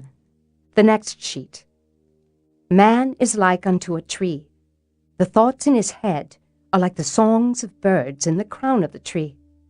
How many birds must sing in unison for that which we consider ourselves to appear? And does the tree truly possess a song of its own? Asterius is also created after this fashion. Someone shut that crazy woman up. Asterius's greatest secret is that he is entirely unnecessary. He is an incorruptible guard, guarding that which he himself has created against that which he himself has created. For all the severity of his visage and magnificence of his station, all that is created by him, yea, and his own self, is pure superfluity, the empty play of mind, a counterfeit golden flourish on the border of the void. And therefore, when within this nothingness, set in a richly ornamented frame, the menace of necessity suddenly raises its head, or implacable battle is joined for the triumph of true values, there arises a spectacle fit to induce laughter unto tears, because in truth all of this, from the beginning to the end, is entirely pointless. What's that sound? Can anyone else hear it? But one must laugh quietly, or Asterius will take offense. He does not know that in reality he does not exist. But sometimes he begins to suspect it, and this scares and angers him greatly. The means by which for many millennia he has attempted to make himself real are terrible and foolish, like all the mysteries of his world. Although he does not exist, he ends up drenched in sweat and blood, which also do not exist. Though this does not make him any more real, it does mean there is no one left to tell him so. No one is left at his side but servant dwarves, drenching him in blood and screaming that vengeance will follow for the blood that has been spilled. I can hear it too. It's terrifying. Asterius should not be feared. If you fear him, it means that you are wearing the helmet of horror, and he is master of your world. But once you have removed the helmet, then Asterius disappears, and nothing remains at which to laugh. It is a grave error either to wear the helmet or to remove it. One should do absolutely nothing with it, if only because in reality it does not exist. Closer and closer, and still this stupid cow just won't. You are free, and your freedom lies in the fact that the mind has no body, no matter what dwarves in strange hats may tell you. Even the body has no body, and therefore there is nothing on which to set the helmet of horror. But until you have understood this, Asterius is all that you see, feel, think, and know, and the crude mechanical farce which the parts of the helmet play out for each other in the transparent void of the mind becomes your entire life. If you are wearing the helmet of horror, it seems that this is for all eternity. But no eternity lasts longer than a fleeting moment, and it is known beforehand what will be when that moment is past. You will recall who you truly are, and see that the helmet of horror is merely a toy of your own devising. What's happening? Help!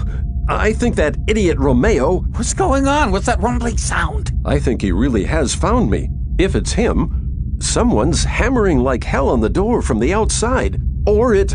It's not me. The same thing's happening here. Blows of terrifying power. The door's giving way. The final hour has come. Repent. I adjure you in the sign of the cross. Would that be the one at the center of the separator labyrinth? Do not waste your final moments in blasphemy. What the hell's going on out there? Stop it! Romeo, goodbye, you bastard. My door's getting hot. Are yours? I'm stifling something. It's him. Minotauros. Ah?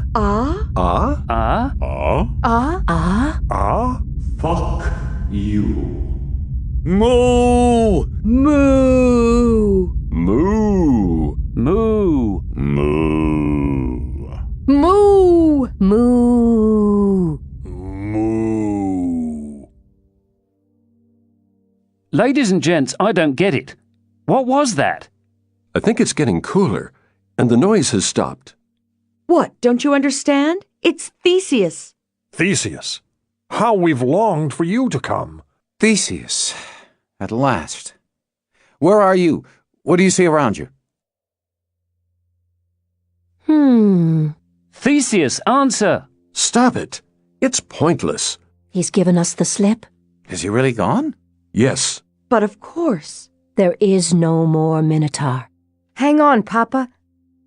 My son! My son! My son. My son! My son!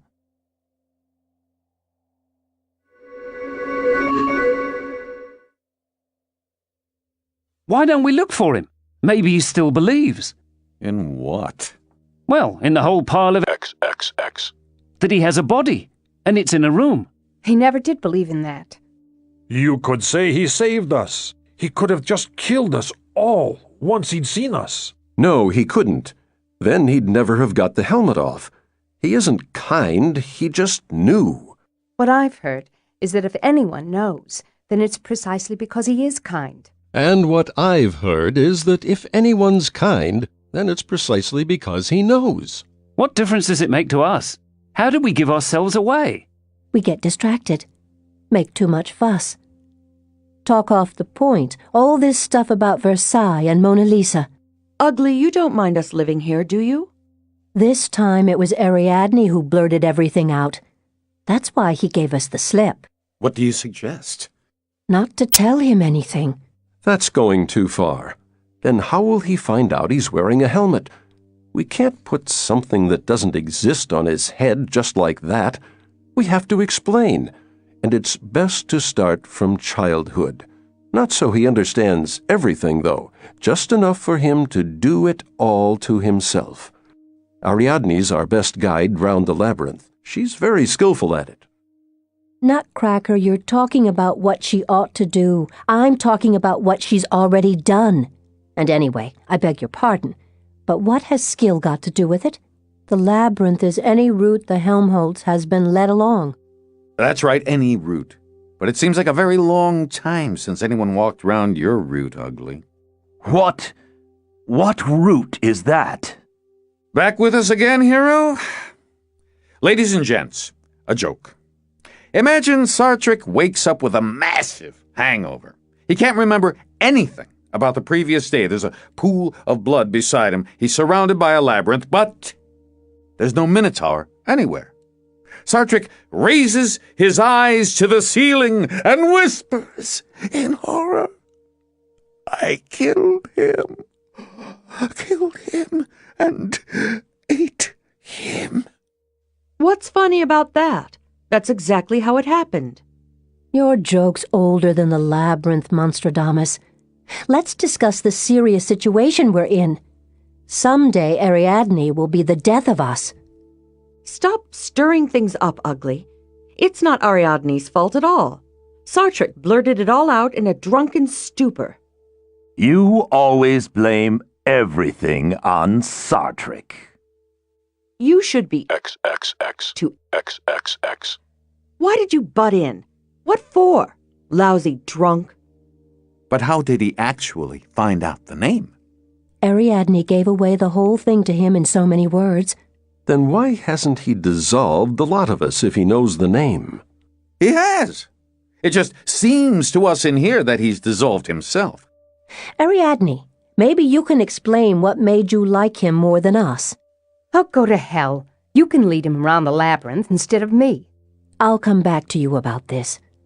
I'll show you up for what you are. I don't understand. Who's responsible? Ariadne or Sartrik? Ariadne's to blame. She was beside Theseus in the Minotaur, and they got too cozy. You be careful who you go yapping at, or you'll wind up lost forever in that cathedral of yours. Get it? You're here on my thread, and there isn't any other. Did you all hear that? Did you hear it? Papa, have you thought where we'll all end up when she goes running off to that snake? Don't be such a Cassandra. What are we going to do here now? What are we going to do? Carry on with the discourse.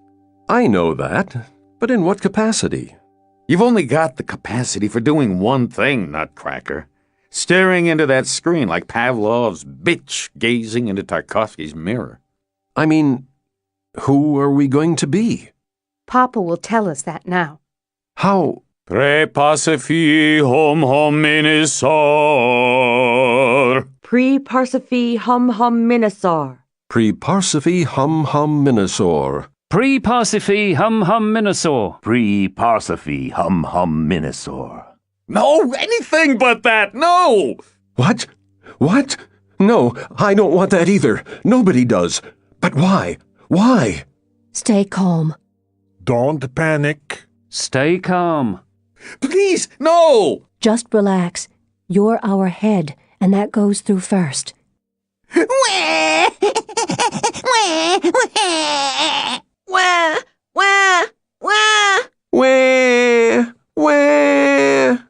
Where? Wah, wah, wah. Wah, wah, wah. Wah! Wah!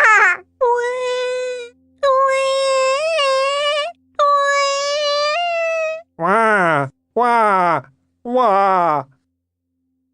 Hi, little brother. My, but you're ugly. So what? Now we'll be the Minosaur, the ancient serpent. We always were. That human stuff was nothing but a nuisance, and all that bovine stuff, too. We'll be a dragon. We'll fly up to the clouds and dive down to the bottom of the sea. Maybe now things really will be easier. Easier? But we've got Sartrik stuck right in the middle of us. Now we'll feel like puking all the time. Constantly. No matter how deep we dive, no matter who we pretend to be, even Lolita, even a Rolls Royce. What if Sartrik hits the drink so hard that he slips the hook too? Let's not have any gloom and doom. The helmet isn't coming off. But Theseus took it off. Maybe he never even put it on. Otherwise, where could he have got to? There's no way out of there. There's nothing but jeeps, surf, and sunshine. And horror, of course. And I'm not just guessing. I'm speaking as a professional. But where is he now? What does it matter to us? There's no stopping him now. I feel sick. XXX. I feel sick. XXX. I feel sick. XXX. I feel sick. XXX. I feel sick. XXX. I feel sick. XXX. It's time to get out of here. I feel sick. XXX. I feel sick. XXX. And my stomach's rumbling. XXX. Listen, Monstradamus, there's one thing I still don't get. Where did all this happen? Are you really that stupid, or can you just not sober up? In the helmet of horror. Oh, and who to? You.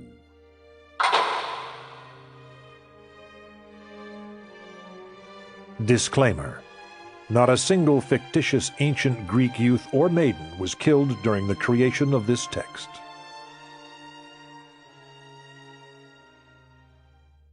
You've been listening to a Canongate audiobook, licensed from Brilliance Audio. Recording copyright Brilliance Audio 2006. Original text copyright Victor Pelevin, 2006. Thanks for listening.